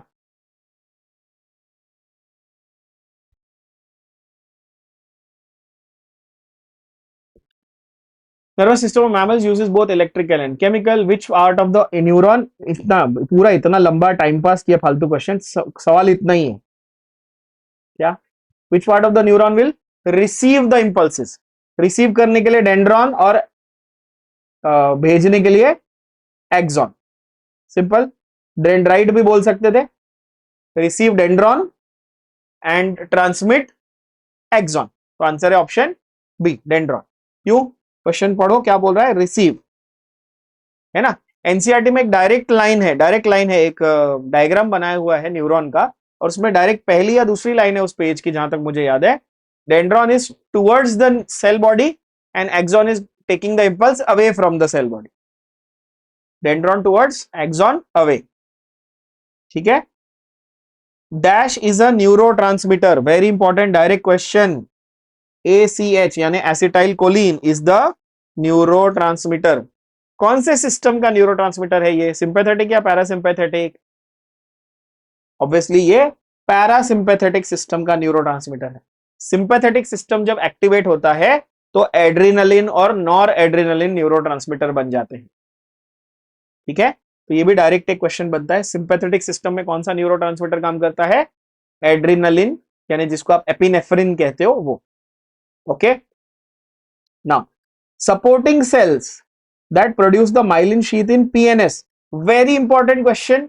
ये एनसीईआरटी में क्लियरली ऐसा बहुत डायरेक्टली नहीं दिया है, थोड़ा इनडायरेक्टली दिया हुआ है, बट आपकी स्टेट टेक्स्ट बुक में एक टेबल दिया है, सपोर्टिंग सेल्स का एक टेबल दिया है चैप्टर के स्टार्ट में ही, ठीक है। एक बड़ा सा टेबल दिया है, 6 अलग अलग टाइप के सपोर्टिंग सेल्स, उसमें बहुत इंपॉर्टेंट है पीएनएस यानी पेरिफेरल नर्वस सिस्टम में श्वान सेल्स, पेरिफेरल सिस्टम में श्वान सेल्स, और सेंट्रल नर्वस सिस्टम अगर यही सीएनएस बोलता तो आप आंसर मार्क करते ए, ओलिगोडेंड्रोसाइट।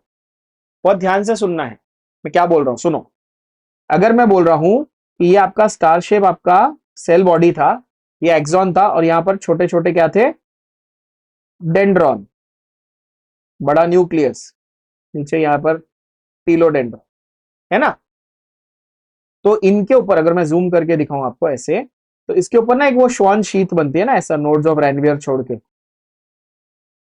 तो ये जो शीथ है ये बना कौन रहा है, ये शीथ पीएनएस में श्वान सेल्स बना रहे हैं, और सेंट्रल नर्वस सिस्टम में ओलिगोडेंड्रोसाइट्स बना रहे हैं। तो यहां पर क्वेश्चन में क्या पूछा, पीएनएस पूछा है, तो मैं लिखूंगा श्वान सेल्स। एनसीईआरटी में, मेरी बात को बहुत ध्यान से सुनना, एनसीईआरटी में न्यूरॉन का जो डायग्राम दिया है उसमें उन्होंने श्वान सेल बनाया है। मतलब आपको कोई पूछेगा कि न्यूरॉन जो डायग्राम दिया हुआ है एनसीईआरटी में वो कौन सा न्यूरॉन है, पेरिफेरल सिस्टम का कि सेंट्रल सिस्टम का, तो आप बोलोगे वो पेरिफेरल सिस्टम का न्यूरॉन बनाया उन्होंने, क्योंकि वहां पर श्वान सेल के साथ में माइलिन शीथ बनाई गई। आई होप ये बात समझ में आई। माइलिन शीथ तो बनेगी, बट कौन बना रहा है उसके ऊपर इंपॉर्टेंट है। पीएनएस है तो Schwann cell, central nervous system है तो ओलिगोडेंड्रोसाइट। क्लैरिटी? ये नीट के पॉइंट ऑफ व्यू से ये पॉइंट बहुत इंपॉर्टेंट, ठीक है। Collection of neuron bodies, collection of neuron bodies है ना, गैंग्लिया और गैंग्लियन, है ना। यहाँ पे अगेन इन्होंने क्या ब्लंडर, मतलब ganglia, plural ganglia, one ganglion, है ना। Ganglion is just a collection of nerves. अभी इसको आसान भाषा में समझा दो, गैंग्लिया समझने में बहुत डिफिकल्टी होती कई बार, है ना, टेक्स्ट बुक समझाती नहीं है ढंग से। गैंग्लिया आसान भाषा में समझो। मान लो हमारा जो नर्व है वो एक बस है, बस बीएसटी की बस नहीं होती, वो पॉइंट ए से पॉइंट बी, जैसे मैं बोलूं अच्छा मुंबई में अपने यहाँ पे बोरीवली से बैंड्रा जा रही है बस, मान लो, है ना। तो बोरीवली में एक डेपो होगा जहां पे बहुत सारी बसेस है, फिर बैंड्रा में भी एक डेपो होगा जहां पे बहुत सारी बसेस है। कहीं से बस शुरू होती है, कहीं जाके खत्म होती है, या ट्रेन का स्टेशन मान लो, है ना, चर्च गेट से विरार ऐसे ट्रेन जा रही है। तो जो जो एक स्टेशन है ना वो गैंग्लियन है, मतलब एक ऐसा पॉइंट जहां पर कलेक्शन ऑफ नर्व्स है, न्यूरॉन्स हैं, जहां से एक नर्व बाहर जा रही है या एक नर्व वहां के खत्म हो रही है। स्टार्ट पॉइंट और and point of nerve is called ganglion, आसान भाषा। जैसे बस डेपो हो गया, बस चलेगी तो किसी भी रूट पे, बट कहीं पे स्टार्ट और कहीं पे खत्म होगी ना जाके डेपो पे, which is a collection of buses. तो वैसे यहां पर collection of neurons is called ganglion, collection of neurons is called ganglion, ठीक है। Don't confuse this with glial cells, glial cells are supporting cells. हाँ, दोनों जी से इसलिए कंफ्यूज होता है। ग्लायल सेल्स क्या है, सपोर्टिंग सेल्स है ना, जैसे कि ये सपोर्टिंग सेल्स बोला ना मैंने, तो ग्लायल सेल के 6 variety, oligodendrocyte, satellite cell, astrocyte, Schwann cell से अलग अलग है। हाँ, और गैंग्लियन एक अलग चीज है, क्या है, ये collection of neurons. I hope ये सिंपल बात क्लियर हो गई अभी। Okay then proteins, receptor for protein hormones. Very important question. Protein hormone और स्टेरॉइड हार्मोन का एक्शन अलग अलग तरीके से होता है। प्रोटीन हार्मोन के रिसेप्टर सेल के सरफेस पे होते हैं और स्टेरॉइड हार्मोन जो है वो सेल के अंदर घुस जाता है। तो प्रोटीन वाला जो हार्मोन है वो कहां तक जाता है? सिर्फ सेल के सरफेस तक जाता है। जैसे अमेजॉन या जोमेटो वाले भैया आपके घर पे पार्सल लेके आते हैं तो घर के अंदर थोड़ी घुस जाते हैं, दरवाजा जिसने खोला उसके हाथ में पार्सल दे देते हैं। अब पार्सल आपका है, आपका नाम लिखा है, जैसे मेरा नाम लिखा है भाई दुबे सर लिखा हुआ है, अब मेरी वाइफ ने दरवाजा खोला तो उनके हाथ में पार्सल दे देगा, वो मेरे को दे देंगी। तो सेल सरफेस तक ही आया वो। लेकिन अगर मेरा कोई दोस्त मेरे लिए गिफ्ट लेके आया तो वो तो घर के अंदर घुस जाएगा, मेरे बेडरूम तक घुस जाएगा, लो गिफ्ट लो भाई। तो वो स्टेरॉइड हार्मोन वैसा है, वो सेल के अंदर घुस रहा है। और प्रोटीन हार्मोन कैसा है? दरवाजे पे, मतलब सेल के सरफेस तक ही आएगा। क्या ये विजुअलाइज कर पा रहे हो आप? साइटोप्लाज्म के अंदर स्टेरॉइड हार्मोन का जो रिसेप्टर है वो होगा। इनफैक्ट वो साइटोप्लाज्म में नहीं, वो न्यूक्लियस के अंदर तक घुसता है और जाके जेनेटिक लेवल पे मॉडिफिकेशन भी कर सकता है। ठीक है, इसका एक डायग्राम दिया है एनसीईआरटी में, end of the chapter, last 2 diagram यही है। एनसीईआरटी खोल के एक बार वो डायग्राम जरूर देखना है, मैंने जो बोला वो विजुअलाइज करना है। ओके, तो प्रोटीन हार्मोन क्या है? वो अमेजॉन वाले भैया है, पार्सल लेके आए, और स्टेरॉइड हार्मोन आपका दोस्त है जो आपके घर में अंदर आ सकता है। सिंपल, ऐसा करना। पैराथायरॉयड अगर निकाल दिया जाए, पैराथायरॉयड ग्लैंड अगर किसी इंसान का निकाल दिया जाए तो उसको क्या होगा? Onset of ageing, disturbance of calcium, onset of myxoedema, elevation of blood pressure. Obviously parathyroid hormone क्या करता है? कैल्शियम मेटाबॉलिज्म को रेगुलेट करता है। इसका एक एंटागोनिस्ट भी है, कौन है? पीटीएच एंड थायरोकैल्सिटोनिन, ये दोनों मिलकर, टीसीटी एंड पीटीएच, ये दोनों एंटागोनिस्टिक पेयर्स हैं, जैसे इंसुलिन और ग्लूकागॉन। ये दोनों मिलकर कैल्शियम के पूरे मेटाबॉलिज्म का रेगुलेशन अच्छे से करते हैं। Okay, then you have thyroxine hormone, adrenaline hormone and non, अरे भाई ये महाराष्ट्र बोर्ड वाले कब सुधरेंगे यार? Non adrenaline, are you serious? Noradrenaline, nor, कौन से गांवटी लोगों को बिठाया चाहे टाइपिंग के लिए?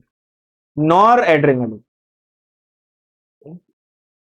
thyroxine, adrenaline and noradrenaline are formed from, very important question, they are all formed from tyrosine, है ना? सीधा हिंट क्या मिल गया? हिंट हमारा ये था, पहला वाला हिंट मिल गया हमको, थायरोक्सिन आ गया तो बात ही खत्म हो गई, तीनों इसी से बने।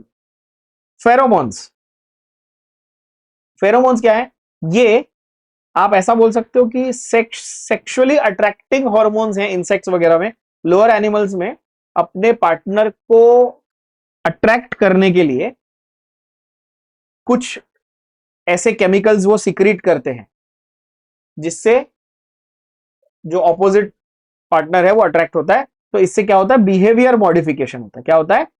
सेक्सुअल बिहेवियर का चेंज, यानी कि बिहेवियर में अफेक्ट करेगा। ठीक है, मेनली सेक्सुअल बिहेवियर। हाँ, तो कोई पूछेगा फेरोमोन्स क्या है तो आप बोल सकते हो sex hormones of lower animals या लोअर ऑर्गेनिजम्स। ठीक है, then which of the following is a set of endocrine glands? इनमें से कौन से एंडोक्राइन ग्लैंड्स का सेट है? बताओ, सोच के, मैं पानी पी लूं।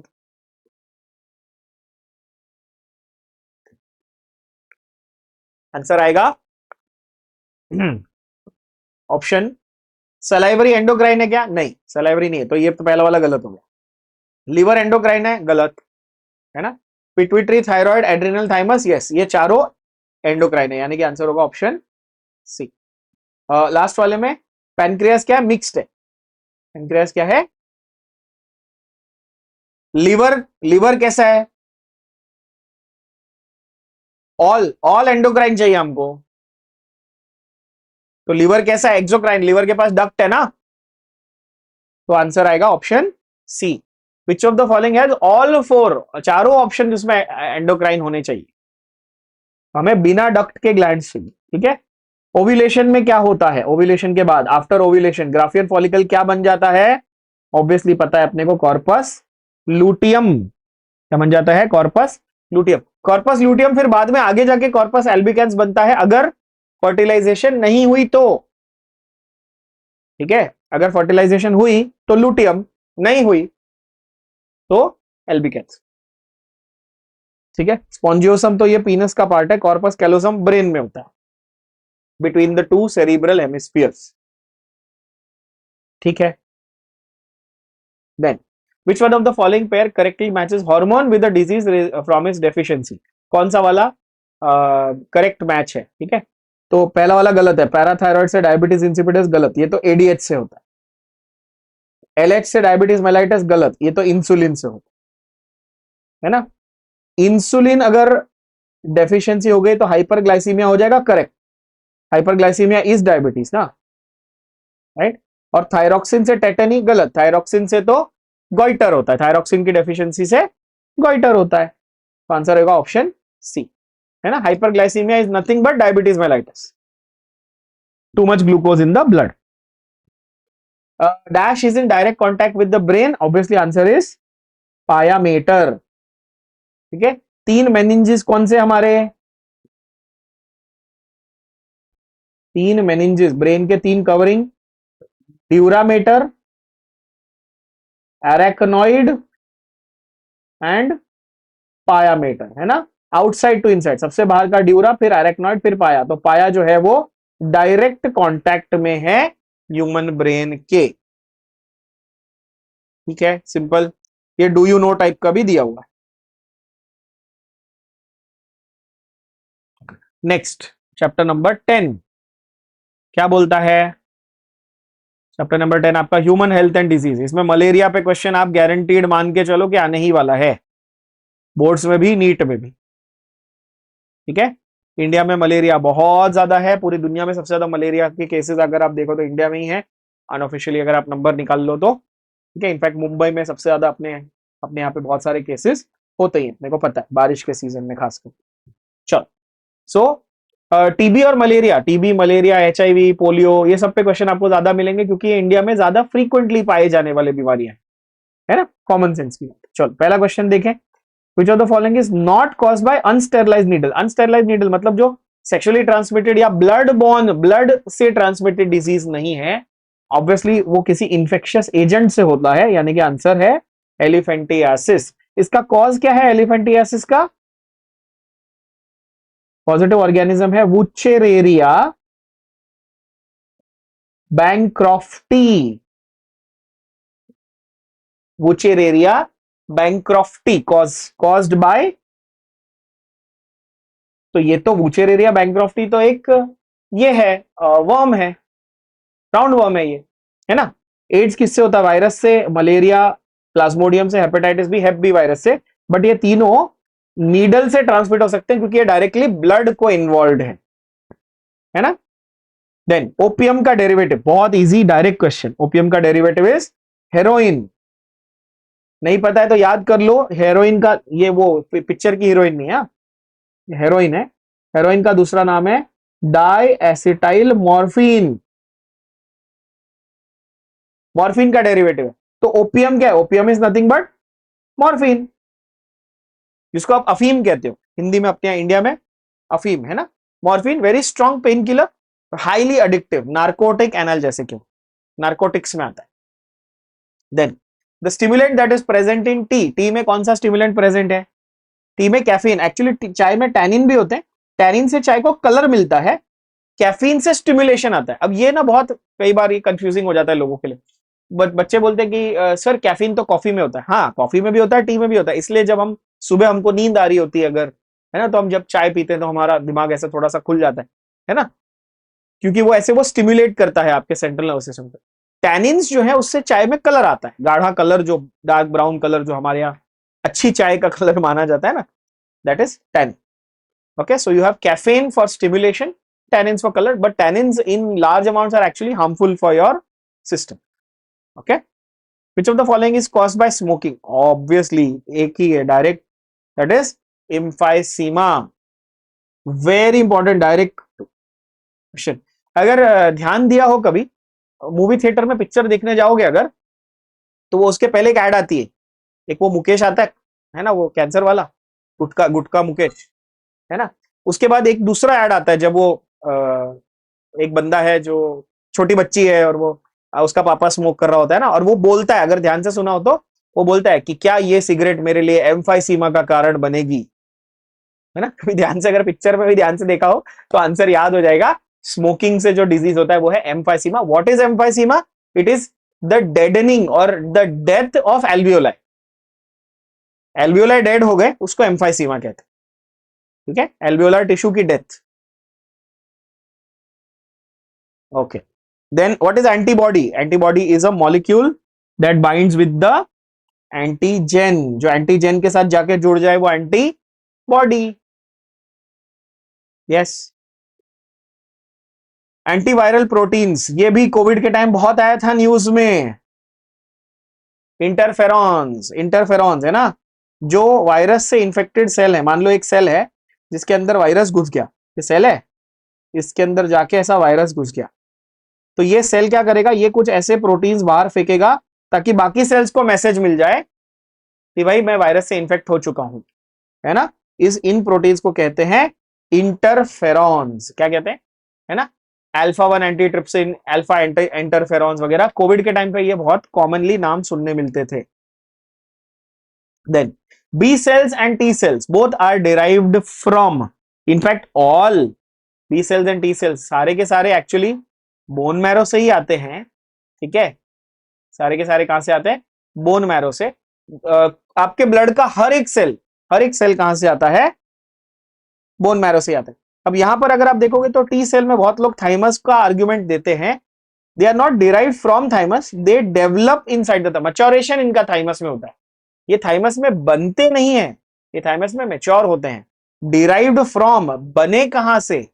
बोन मैरो के सेल्स से बने।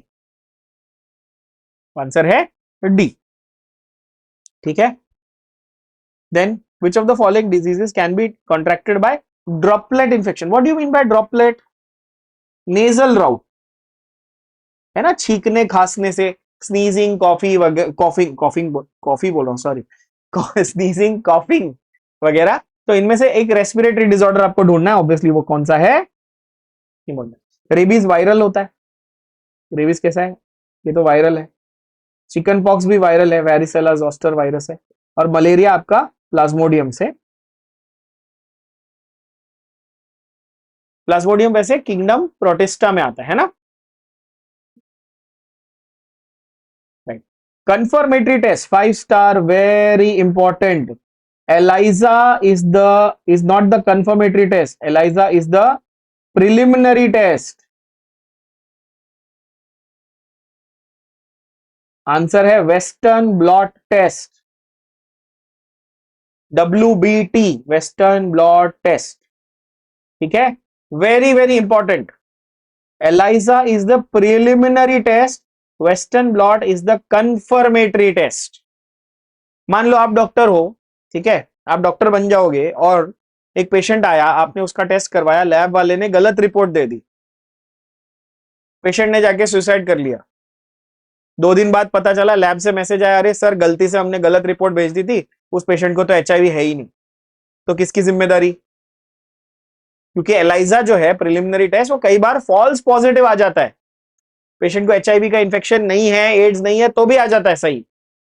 तो ऐसे केस में क्या है, ELISA करने से ये नहीं बोल देने का पेशेंट को कि आपको एड्स है, उसको बोलने का दोबारा टेस्ट कराओ, कौन सा वाला? WBT, वेस्टर्न ब्लॉट टेस्ट करवाओ।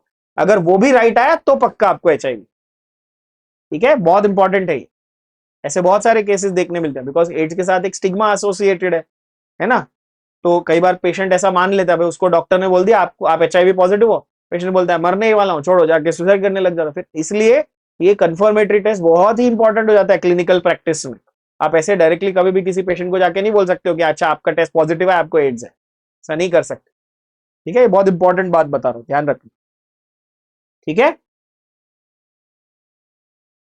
चलो, एलिफेंटियासिस, अरे ये तो देखो फर्स्ट क्वेश्चन में मैंने आंसर बताया, यहीं पे काम आ गया। आंसर क्या है? ऑप्शन ए, यानी कि वुचेरेरिया बैंक्रॉफ्टी। वुचेरेरिया मेलाई, ब्रुगया मेलाई, और भी ऑप्शंस हैं, बट सबसे कॉमन है वुचेरेरिया बैंक्रॉफ्टी। इनेट इम्यूनिटी कहां से आएगी? इनेट इम्यूनिटी हमारे ओरिजिनल लिम्फोसाइट्स यानी कि टी लिम्फोसाइट्स। क्यों? क्योंकि ये सेल मीडिएटेड काम करते हैं, डायरेक्टली सेल्यूलर लेवल पे, है ना। तो इसीलिए टी लिम्फोसाइट्स कैसे हैं? सेल मीडिएटेड, यानी CMI बोल सकते हो आप उसे। और बी लिम्फोसाइट कैसे हैं? एंटीबॉडीज वाले, है ना, IG, इम्यूनोग्लोबुलिन्स। तो आंसर है टी लिम्फोसाइट से आपका cell mediated immunity. Next chapter 11। अब छोटे छोटे टॉपिक्स बचे, फटाफट हो जाएंगे, चलो एकदम चिंदी इजी क्वेश्चंस और डायरेक्ट फैक्चुअल, इसमें तो बिल्कुल भी ज्यादा डिस्कशन की जरूरत ही नहीं है। क्लोरोमाइसिटीन डायरेक्ट लर्न करना है, आंसर सीधा सीधा आना चाहिए। Chloromycetin Streptomyces venezuelae, chloromycetin Streptomyces venezuelae. What is Penicillium क्रिसोजेनम?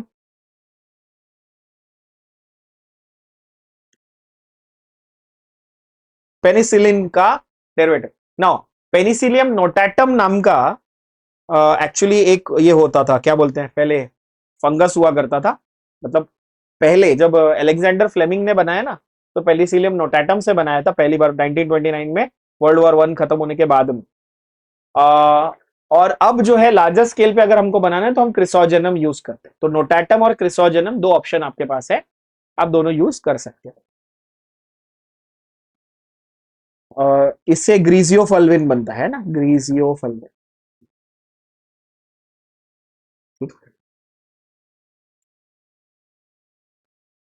Then you have removal of large pieces of floating debris oil during sewage treatment is called. Large pieces निकालने मतलब primary treatment, है ना। देन फ्री लिविंग बैक्टीरिया, भाई बहुत important question, direct free living learn करना पड़ेगा। Free living के example और सिम्बायोटिक के एग्जांपल, है ना। राइजोबियम तो सिम्बायोटिक होता है, मालूम है हमको, है ना। इनमें से कौन सा वाला फ्री लिविंग है? Obviously answer is Azotobacter. Azotobacter free living कौन है? अजोटोबैक्टर। राइजोबियम और नॉस्टॉक सिम्बायोटिक है, और बैसिलस thuringiensis ये तो बीटी जो है आपका, ये तो जेनेटिक मॉडिफिकेशन के लिए यूज होता है, बीटी क्रॉप्स, है ना, डिजीज रेजिस्टेंस की। Then which is what is use for industrial production of beer? दारू बनाने के लिए क्या यूज होता है? ये सबको मालूम होता है, क्या है? Answer is barley, beer barley, है ना। फ्रूट से वाइन, शुगर केन मोलासिस से आपका अदर अल्कोहल, अदर इथेनॉल, यानी कि जैसे विस्की वगैरह, है ना, शुगर केन मोलासिस से आप बना सकते हो। और कौन से भी विस्की बना सकते हो, ठीक है। तो मेनली बियर के लिए हमारा यूज होता है barley. Okay, then you have ethanol. Ethanol कैसे प्रोड्यूस होता है? Saccharomyces cerevisiae, very important, direct question, ये याद ही होगा। सैकेरोमाइसिस सेरेविसिए, है ना। क्या करता है ये? शुगर केन के मोलासिस वगैरह लेकर हम इसमें ये करते हैं। एक सेकेंड, हाँ ठीक है, ओके। सो सैक्रोमाइसिस सेरेविसिए, ठीक है। एस्परजिलस नाइगर जो है ना, एस्परजिलस नाइगर, ये आपका वेरियस एसिड्स और वेरियस हार्मोन्स वगैरह बनाने में काम आता है, मेनली एसिड्स, एस्परजिलस नाइगर जो है। ओके, देन फ्री लिविंग, इनमें से कौन सा वाला फ्री लिविंग? तो रिपीट हो गया, one of the free living. तो इसमें one of the free living bacterial है, और यहां पर फ्री लिविंग एनारोबिक पूछा है। हाँ, अजोटोबैक्टर एरोबिक होता है। अजोटोबैक्टर कैसा है? एरोबिक। रोडोस्पिरिलम फ्री लिविंग भी है, एनारोबिक भी है। रोडोस्पिरिलम क्या है? फ्री लिविंग भी है और एनारोबिक भी है। क्वेश्चन को ध्यान से पढ़ना है, घाई नहीं करनी है। मैंने भी फ्री लिविंग देख के पहले सोचा एजोटोबैक्टर, नहीं एनारोबिक भी बोला है ना, तो आंसर है option C, Rhodospirillum. Next, microorganisms help in production of food like bread, beverages, vegetables and pulses. Bread and beverages both are counted in food, but beverages will not be counted in food. Bread will be counted in food. ये stupid question है, फालतू घटिया question है, ठीक है। चलो ठीक है, ब्रेड मार्क कर लिया हमने। उसके बाद MOET, है ना, क्या है एमओईटी? एमओईटी का नाम मतलब multiple ovulation, multiple ovulation embryo transfer. ठीक है, बहुत सारे एम्ब्रियोज बनाकर उनको अलग अलग फीमेल के इसमें इम्प्लांटेशन करा के आप क्या कर सकते हो, हाइब्रिड्स को प्रोड्यूस कर सकते हो ऑन अ लार्जर स्केल। तो हाइब्रिडाइजेशन टेक्निक्स का ये वन ऑफ द मेथड्स है, टेक्निक्स है। ठीक है, हाइब्रिड बनाने के लिए। Mule is the outcome of, बहुत सिंपल है, mule is what? Horse and donkey, है ना, खच्चर जिसको हम कहते हैं, गधे और घोड़े का जो मिक्स है उसका बनता है म्यूल। तो यहां पर इंटर स्पेसिफिक हाइब्रिडाइजेशन हो गई, है ना, दो अलग अलग स्पीशीज है तो इसलिए क्या हो गया, इंटर स्पेसिफिक हाइब्रिडाइजेशन। ठीक है, इनमें से चलो ये मेसोकॉलम के भी देख लेते हैं फटाफट।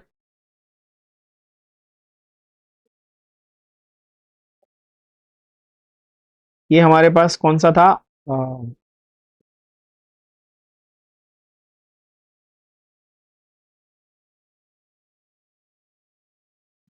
मेसोकॉलम है, नीचे नहीं, ये तो वो है ना।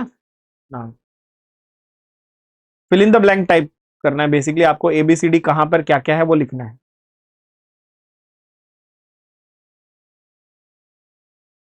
क्या आएगा इसमें? कौन सा फंगस है जिससे पेनिसिलिन बना? पेनिसिलियम नोटाटम भी लिख सकते थे और क्रिसोजेनम भी लिख सकते थे,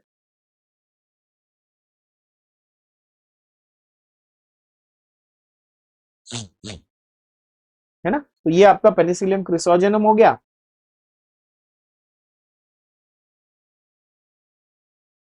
है ना। एसिटोबैक्टर एसिटी से क्या बनेगा? एसिटिक एसिड, नाम से ही पता चल रहा है, एसिटोबैक्टर एसिटी से।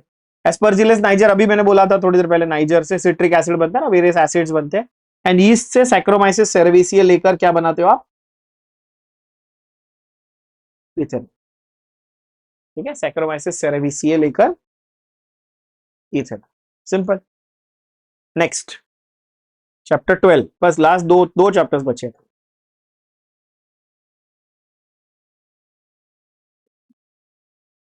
क्या बोलता है ये? The bacterium which causes a plant disease called crown gall. Important question, direct learn करना है, factual. Crown gall, crown gall cauliflower वगैरह में और भी स्पीशीज में देखने मिलता है। Answer is agrobacterium. ये क्या पागल लोग है क्या ये लोग?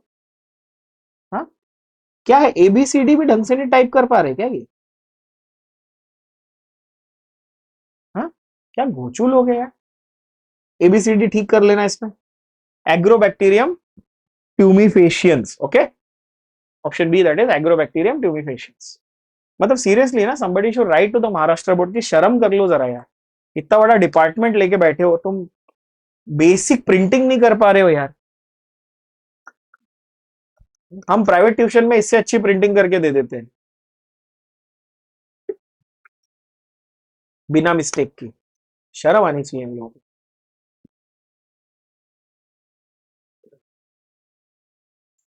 खैर छोड़, एंजाइम न्यूक्लियस हाइड्रोलाइसिस, है ना, न्यूक्लियस, है ना, न्यूक्लियस नाम का अगर एंजाइम है तो ये कौन से बॉन्ड्स को ब्रेक करेगा? ये पॉलीन्यूक्लियोटाइड के कौन से बॉन्ड्स को ब्रेक करेगा? ऑब्वियसली ये फॉस्फोडाइस्टर बॉन्ड्स को ब्रेक करेगा। जो पॉलीन्यूक्लियोटाइड्स के चेन में दो न्यूक्लियोटाइड्स को जोड़ने वाले जो बॉन्ड है उनको ये तोड़ेगा, तो ये फॉस्फोडाइस्टर बॉन्ड्स को तोड़ता है ना।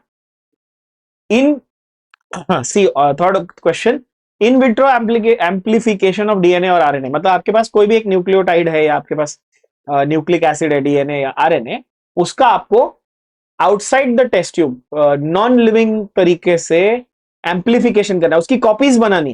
तो आप क्या यूज करते हो? एक ही मशीन है, सबसे इंपॉर्टेंट मशीन है हमारे पास, दैट इज पीसीआर मशीन, है ना।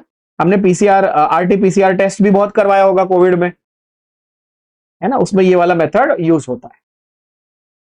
Then which of the following sequence is the correct recognition sequence of HIND3, हीमोफिलियस इन्फ्लुएंजे, है ना, हीमोफिलियस इन्फ्लुएंजे 3, ये जो है ना रिस्ट्रिक्शन एंजाइम है, ये एंडोन्यूक्लियस एक टाइप का, एहिंद 3 HIND3, उसका करेक्ट सीक्वेंस कौन सा है? बहुत इंपॉर्टेंट क्वेश्चन है ये, ध्यान से सुनना और ध्यान से देखना, इसमें सब एक जैसा ही दिखता है,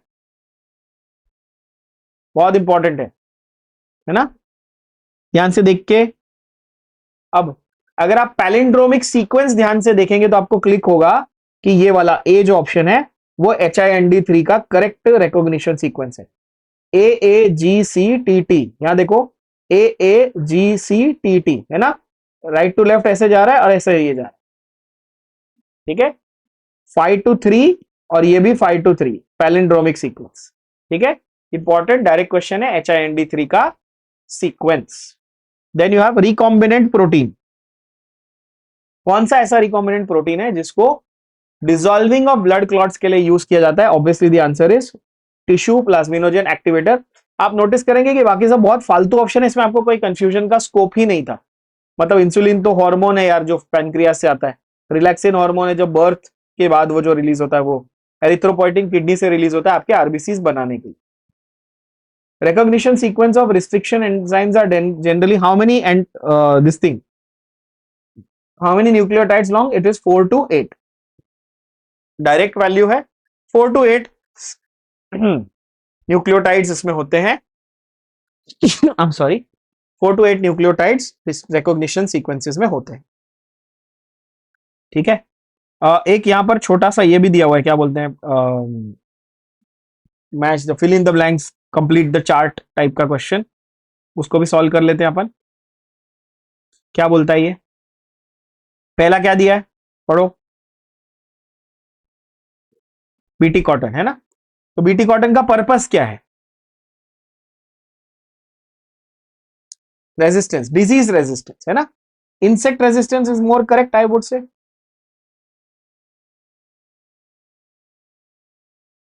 है ना। जैसिड्स एफिड्स ऐसा अलग अलग दिया हुआ है ना। Then delay the softening of tomato during ripening, मतलब कौन सा वाला ऐसा है जिससे वो टमाटर पिलपिला नहीं होना चाहिए? इसके लिए एक बहुत इंपॉर्टेंट नाम था Flavr Savr, and Flavr Savr की स्पेलिंग जो है ना वो इंपॉर्टेंट थी। वो लोग ने ऐसा अजीब सी स्पेलिंग रखी है, FLAVOUR नहीं है Flavr, FLAVR Flavr Savr tomato, ठीक है, बहुत पॉपुलर है Flavr Savr tomato. Golden rice rich in vitamin A, NEET में आया हुआ है ये सवाल, ठीक है। फिर इन गधों ने मिसप्रिंट किया है, 3 की जगह 2 मार्क किया। Rich in vitamin, very rich in vitamin A golden rice. और Holstein cow high milk productivity, high milk yield, ठीक है। होल्स्टीन जो गाय है उससे क्या होता है, हाई मिल्क यील्ड मिलता है, ठीक है। नेक्स्ट देखें चैप्टर 13, सेकंड लास्ट चैप्टर हमारा। 13 के बाद, अच्छा 13 14 15 दो और।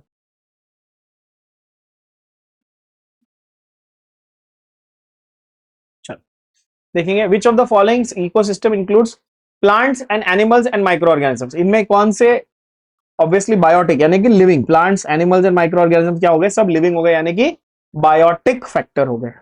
सेकंड वो क्या बोलता है, assemblage of individuals of different species living in the same habitat and having functional interactions is called individuals of different species। अगर सेम स्पीशीज बोलता तो पॉपुलेशन बोलते आप, लेकिन उसने डिफरेंट स्पीशीज बोला है, तो ऑब्वियसली क्या आएगा आंसर, बायोटिक कम्युनिटी आ जाएगा। इकोलॉजिकल निश नहीं बोल सकते, क्यों? अगर वो सिर्फ बोलता इकोसिस्टम तो आप ये मार्क कर सकते थे, है ना। अच्छा इकोसिस्टम है ऑप्शन में, बट हाँ तो इंडिविजुअल्स बोला ना, individual biotic, individuals having interactions with abiotic components together, अगर ये होता तो पूरा इकोसिस्टम बनता। तो ये क्वेश्चन बड़ा ट्रिकी है, क्वेश्चन को ध्यान से पढ़ो। तो ये सिर्फ लिविंग ऑर्गेनिजम्स की बात करा, इसलिए मैंने बोला biotic component of the ecosystem. Answer आया ऑप्शन ए, ठीक है। नेक्स्ट क्वेश्चन, ये वाला स्टार मार्क करना, ये आने के काफी हाई चांसेस है, नीट में भी आता है, ये आ चुका है। हर्मिट क्रैब और gastropod shell, that is commensalism. Now what is commensalism? Where one organism is benefiting, the other one does not have benefit or harm, दोनों भी फर्क नहीं पड़ता उसको। जब दोनों को फायदा हो तो म्यूचुअलिज्म, एक को फायदा हो दूसरे को ना ही फायदा ना ही नुकसान, उसको बोलते हैं कॉमेंसैलिज्म। दोनों साथ में रहते हैं, दोनों को फायदा नुकसान नहीं, उसको बोलते हैं एमेंसैलिज्म। और एक दूसरे को हार्म करता है, उसको बोलते हैं पैरासिटिज्म। तो हर्मिट क्रैब जब गैस्ट्रोपॉड शेल में रहता है, तो हर्मिट क्रैब को तो रहने की जगह मिली, बट उससे गैस्ट्रोपॉड को ना ही नुकसान हो रहा है ना ही फायदा हो रहा है, तो उसको बोलते हैं कॉमेंसैलिज्म। क्या बोलते हैं? कॉमेंसैलिज्म। ठीक है, जैसे रेमोरा और शार्क भी है, वन ऑफ द एग्जांपल्स होता है। ऐसे अलग अलग एग्जांपल है हमारे पास। म्यूचुअलिज्म का तो आपको पता ही है, rhizobium symbiotic bacteria in the plant root nodules of leguminous plants. Okay, then select the statement which explains parasitic behaviour. Parasitism क्या है? वन स्पीशीज का बेनिफिट, दूसरे का हार्म, यानी कि option D. Give an example of a parasite. Obviously answer is Plasmodium. Plasmodium हमारे लिए बहुत ही भयंकर पैरासाइट है ना? Yes. Growth of bacteria in a newly, newly का स्पेलिंग ओहो, हाँ,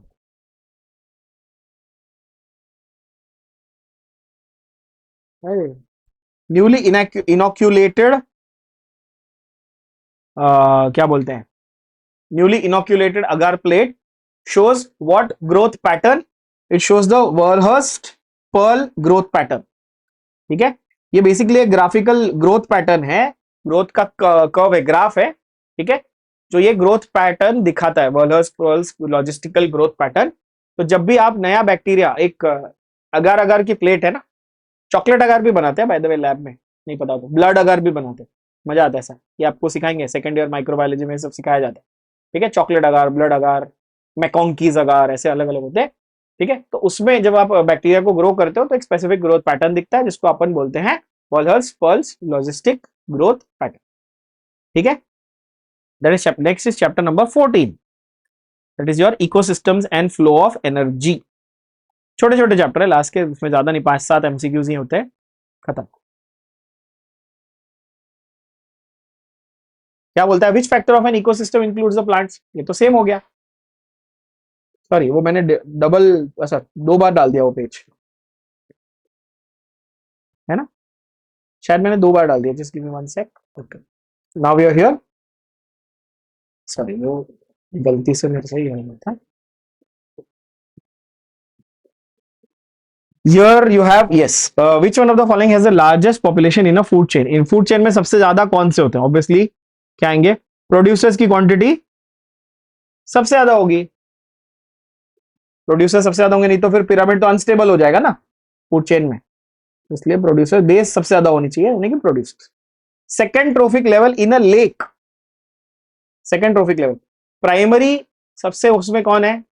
हमारे फाइटोप्लैंक्टन, और सेकेंडरी हमारे क्या है? जू प्लैंक्टन। तो आंसर आएगा zooplankton. Secondary consumers, secondary consumers are carnivores. Producers पहले आते हैं, फिर हर्बीवोर्स जो है वो प्राइमरी कंज्यूमर्स हैं, और कार्निवोर्स जो है वो सेकेंडरी कंज्यूमर्स, है ना? ये वाला क्वेश्चन नीट में बहुत बार आ चुका है, बोर्ड्स में भी आएगा, नीट में भी आएगा, बहुत बार आता है। डायरेक्ट परसेंटेज कैलकुलेशन एनसीईआरटी में भी दिया हुआ है as it is. What percentage of photosynthetically active radiation, PAR बोलते हैं इसको, ठीक है, photosynthetically active radiation in the incident solar radiation, sun में से कितना जो है लाइट वो फोटोसिंथेसिस के लायक है? It is 50%। ठीक है, वो फोटोसिंथेसिस के लायक कितना है? What is the percentage of photosynthetic active radiation in incident solar light? ठीक है, नेक्स्ट क्वेश्चन क्या बोलता है?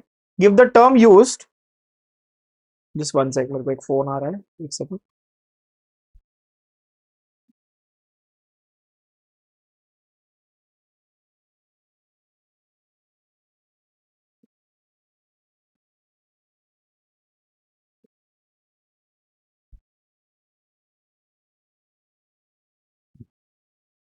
Yeah, sorry. So yes, next one is give the term used to express a community in its final stage. Final stage में हम लोग community को क्या नाम से बुलाते हैं? सबसे फाइनल स्टेज में कम्युनिटी को किस नाम से बुलाया जाता है? ऑब्वियसली उसको हम बुलाते हैं क्लाइमैक्स कम्युनिटी। क्या बुलाते हैं? Climax community. और एक चीज देख लेना जरा यहाँ पर, as usual Maharashtra board being Maharashtra board, fourth के बाद सिक्स्थ। क्या तो भाई क्या बोलने का इन लोग को, क्या मतलब फिर बच्चा कंफ्यूज होगा नहीं तो क्या करेगा बेचारा, बताओ, है ना। एज ए स्टूडेंट तो आप यही सोचते रह जाओगे कि मैंने क्या आंसर लर्न किया, कहाँ पे कौन सा है, बताओ क्या लोग हैं यार।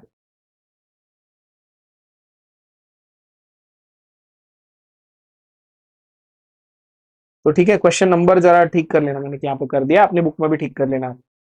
After landslide which of the following, अगर लैंडस्लाइड कोई भी अगर नेचुरल कैलामिटी हो जाती है, अर्थक्वेक, फैमिन, ड्रॉट, लैंडस्लाइड, कुछ भी हो गया, तो सारे जो जीव जंतु थे एक एरिया के वो मर गए।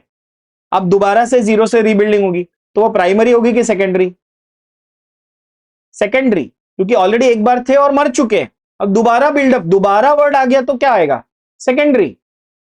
अगर पहले से कोई प्रेजेंट ही नहीं था, बंजर जमीन थी, पहले कोई लिविंग ऑर्गेनिज्म था ही नहीं, तब अगर बन रहा है तो उसको क्या बोलेंगे? प्राइमरी। बट अगर ऑर्गेनिज्म थे, सपोज जंगल था, जंगल में आग लग गई वन फाइन डे और पूरा जंगल जल गया, सारे जानवर मर गए, अब दोबारा उस बंजर जमीन पर जब दोबारा से आप शुरुआत करोगे तब उसको सेकेंडरी कहोगे ना। तो आंसर यहां पर क्या आ जाएगा? ऑप्शन को पढ़ो, क्या बोलता है वो? आफ्टर लैंडस्लाइड, आफ्टर लैंडस्लाइड आ जाएगा सेकेंडरी। ठीक है, अगर ये प्राइमरी कहीं दिया हुआ है, वैसे आपको ऑनलाइन बहुत जगह पे इसके गलत आंसर मिलेंगे। आई थिंक वो, I don't know if shada.com और समथिंग ऐसा कुछ है जहां पे से आप लोग आंसर, आप जनरली आप आंसर देखते हो, हाँ उसमें गलत आंसर प्राइमरी भी लिखा हुआ है। कॉमन सेंस है भाई, कोई भी नेचुरल कैलामिटी के बाद क्या होता है? सेकेंडरी सक्सेशन होता है। ठीक है, देन यू हैव कौन सा वाला लिमिटिंग फैक्टर है? Which of the following is a limiting factor in the primary productivity of the system? Obviously it is phosphorus. ये डायरेक्ट क्वेश्चन है, आपको लर्न करना पड़ेगा। फॉस्फोरस की क्वांटिटी हमेशा क्या बन जाती है? एक लिमिटिंग फैक्टर बन जाती है, क्योंकि वो लीस्ट अमाउंट में प्रेजेंट है out of all the four elements that are given. ये चारों में से जो लोएस्ट अमाउंट में प्रेजेंट है वही क्या बनेगा? Limiting factor. कॉमन सेंस है, ये तो हमने केमिस्ट्री में भी देखा हुआ है, जो स्मॉलेस्ट अमाउंट में होता है वही हमेशा लिमिटिंग फैक्टर होता है ना। मोल कॉन्सेप्ट में भी हमने ये सीखा है। लास्ट है हमारा चैप्टर 15 खत्म। Last questions, few questions of bio MCQs, है ना। क्या बोलता है ये देखो, पहला आपका ये ग्रोथ का ग्राफ है, ग्रोथ का graph, where you have the, ये देखो क्या तो इनकी स्पेलिंग, महान स्पेलिंग, सेशीज नहीं स्पीशीज, गधो, स्पीशीज रिचनेस, हाँ स्पीशीज रिचनेस का ग्राफ। ठीक है, ए और बी यहां पर दिया हुआ है, अलग अलग ग्राफ दिए हुए हैं। ठीक है, और ये क्या रिप्रेजेंट करता है? जो ये ए जो लाइन है ना, ये ए, ये वाला जो ग्राफ है, ये रिप्रेजेंट कर रहा है S is C A square. ठीक है, तो S is C A raise to Z, sorry not C A square, C A raise to Z, मैं इसको टू को जेड पढ़ लिया, हाँ है ना, ये सी ए रेस टू जेड। ठीक है, डायरेक्ट ग्राफ है ये ग्रोथ का, ये आपकी स्टेट बोर्ड टेक्स्ट बुक में से एज इट इज उठा के पूछा हुआ है। देन XC2 कंजर्वेशन, XC2 मतलब कि ओरिजिनल हैबिटेट में कि बाहर लेके आए हैं? इन सीटू मतलब ओरिजिनल हैबिटेट में, XC2 मतलब बाहर लेके आए, बाहर लेके आए मतलब जोलॉजिकल पार्क, जानवर को अपने नेचुरल एनवायरनमेंट से निकाल के एक जू में लाके रखा, उसको बोलते हैं जोलॉजिकल पार्क, यानी कि XC2 कंजर्वेशन। ठीक है, which of the following factors will favour species diversity? इन कौन से फैक्टर से, कौन से फैक्टर से स्पीशीज की डाइवर्सिटी बढ़ सकती है? Obviously answer is invasive species. इसमें एग्जांपल प्लीज याद कर लेना, बहुत important, water hyacinth, the terror of Bengal, NEET का बहुत important question. Invasive species, invasive species gone wrong, जिसकी वजह से प्रॉब्लम क्रिएट हो गई। हमने एक इन्वेजिव स्पीशीज लाई बाहर से, फॉरेन स्पीशीज, एक्सोटिक स्पीशीज लाई और हमको ही भारी पड़ गई, उसको टेरर ऑफ बंगाल बोला, है ना।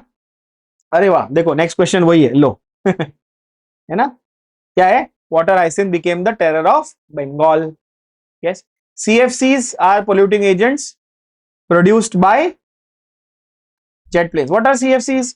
ये केमिस्ट्री में भी आता है, नीट में आएगा, क्लोरोफ्लोरोकार्बन्स। हैलोजन डेरिवेटिव चैप्टर में एनसीईआरटी में दिया हुआ है। इसका मेन टाइप है R22, जो आपकी रेफ्रिजरेंट गैस है, जो आपके एसी और फ्रिज में जब हम बोलते हैं ना गैस लीक हो गई, गैस भरनी है, ठंडा नहीं कर रहा है एसी, है ना, वो R22 गैस होती है, जिसमें 2 फ्लोरीन और 2 क्लोरीन होता है, डाइक्लोरो डाइफ्लोरो मीथेन, उसको R22 कहा जाता है। R22 गैस है। वैसे अलग अलग नाम भी है, F22, R22, ऐसे अलग अलग नाम के क्लोरोफ्लोरोकार्बन मिलते हैं। ठीक है, so we completed all the MCQs of all the chapters. Boards point of view से सबसे पहले क्या करना है, ये पूरा पीडीएफ में आपको दे रहा हूं, पूरे MCQ direct as it is learn ही कर लेने हैं। समझ में आते अच्छी बात है, नहीं भी समझ में आते, कोई ऐसे फैक्चुअल लग रहे, लर्न करके खत्म करने। 10 मार्क इसमें से गारंटेड आपने हो जाते पहले। ठीक है, दूसरा मैंने पूरा एक सिस्टम बना के दिया हुआ है कि कौन से दिन, अभी जैसे 4 दिन आपको छुट्टी है बोर्ड्स की प्रिपरेशन के हिसाब से, तो कौन से दिन कौन से वाले क्वेश्चन आंसर्स लर्न करने हैं। ठीक है, एलएक्यूज और डायग्राम्स की मैंने एक पूरी लिस्ट बना के दी हुई है। वो एलएक्यूज और डायग्राम्स के जो क्वेश्चंस हैं, उनके लॉन्ग आंसर क्वेश्चन है, वो आप चाहो तो 21 सेट से भी कर सकते हो या गाइड से भी कर सकते हो, नो प्रॉब्लम। ठीक है, टेक्स्ट बुक लेके रीडिंग करते नहीं बैठना है, टाइम वेस्ट नहीं करना है उसमें। और जो लॉन्ग आंसर पढ़ रहे हो उसको सिर्फ रटने के पॉइंट ऑफ व्यू से नहीं पढ़ना है, क्योंकि इनफ टाइम है, उसको समझ के पढ़ना है, ताकि उसमें से कॉन्सेप्ट समझ में आए, ताकि हम नीट में उसको अप्लाई कर पाए। ये याद रखना है कि भले ही हम यहाँ पर स्टेट टेक्स्ट बुक को और स्टेट एग्जाम को पढ़ रहे हैं, नो डाउट, बट वही कॉन्सेप्ट्स, वही सारी चीजें नीट में भी एमसीक्यूज में आती है। ये इंपॉर्टेंट है समझ। ठीक है,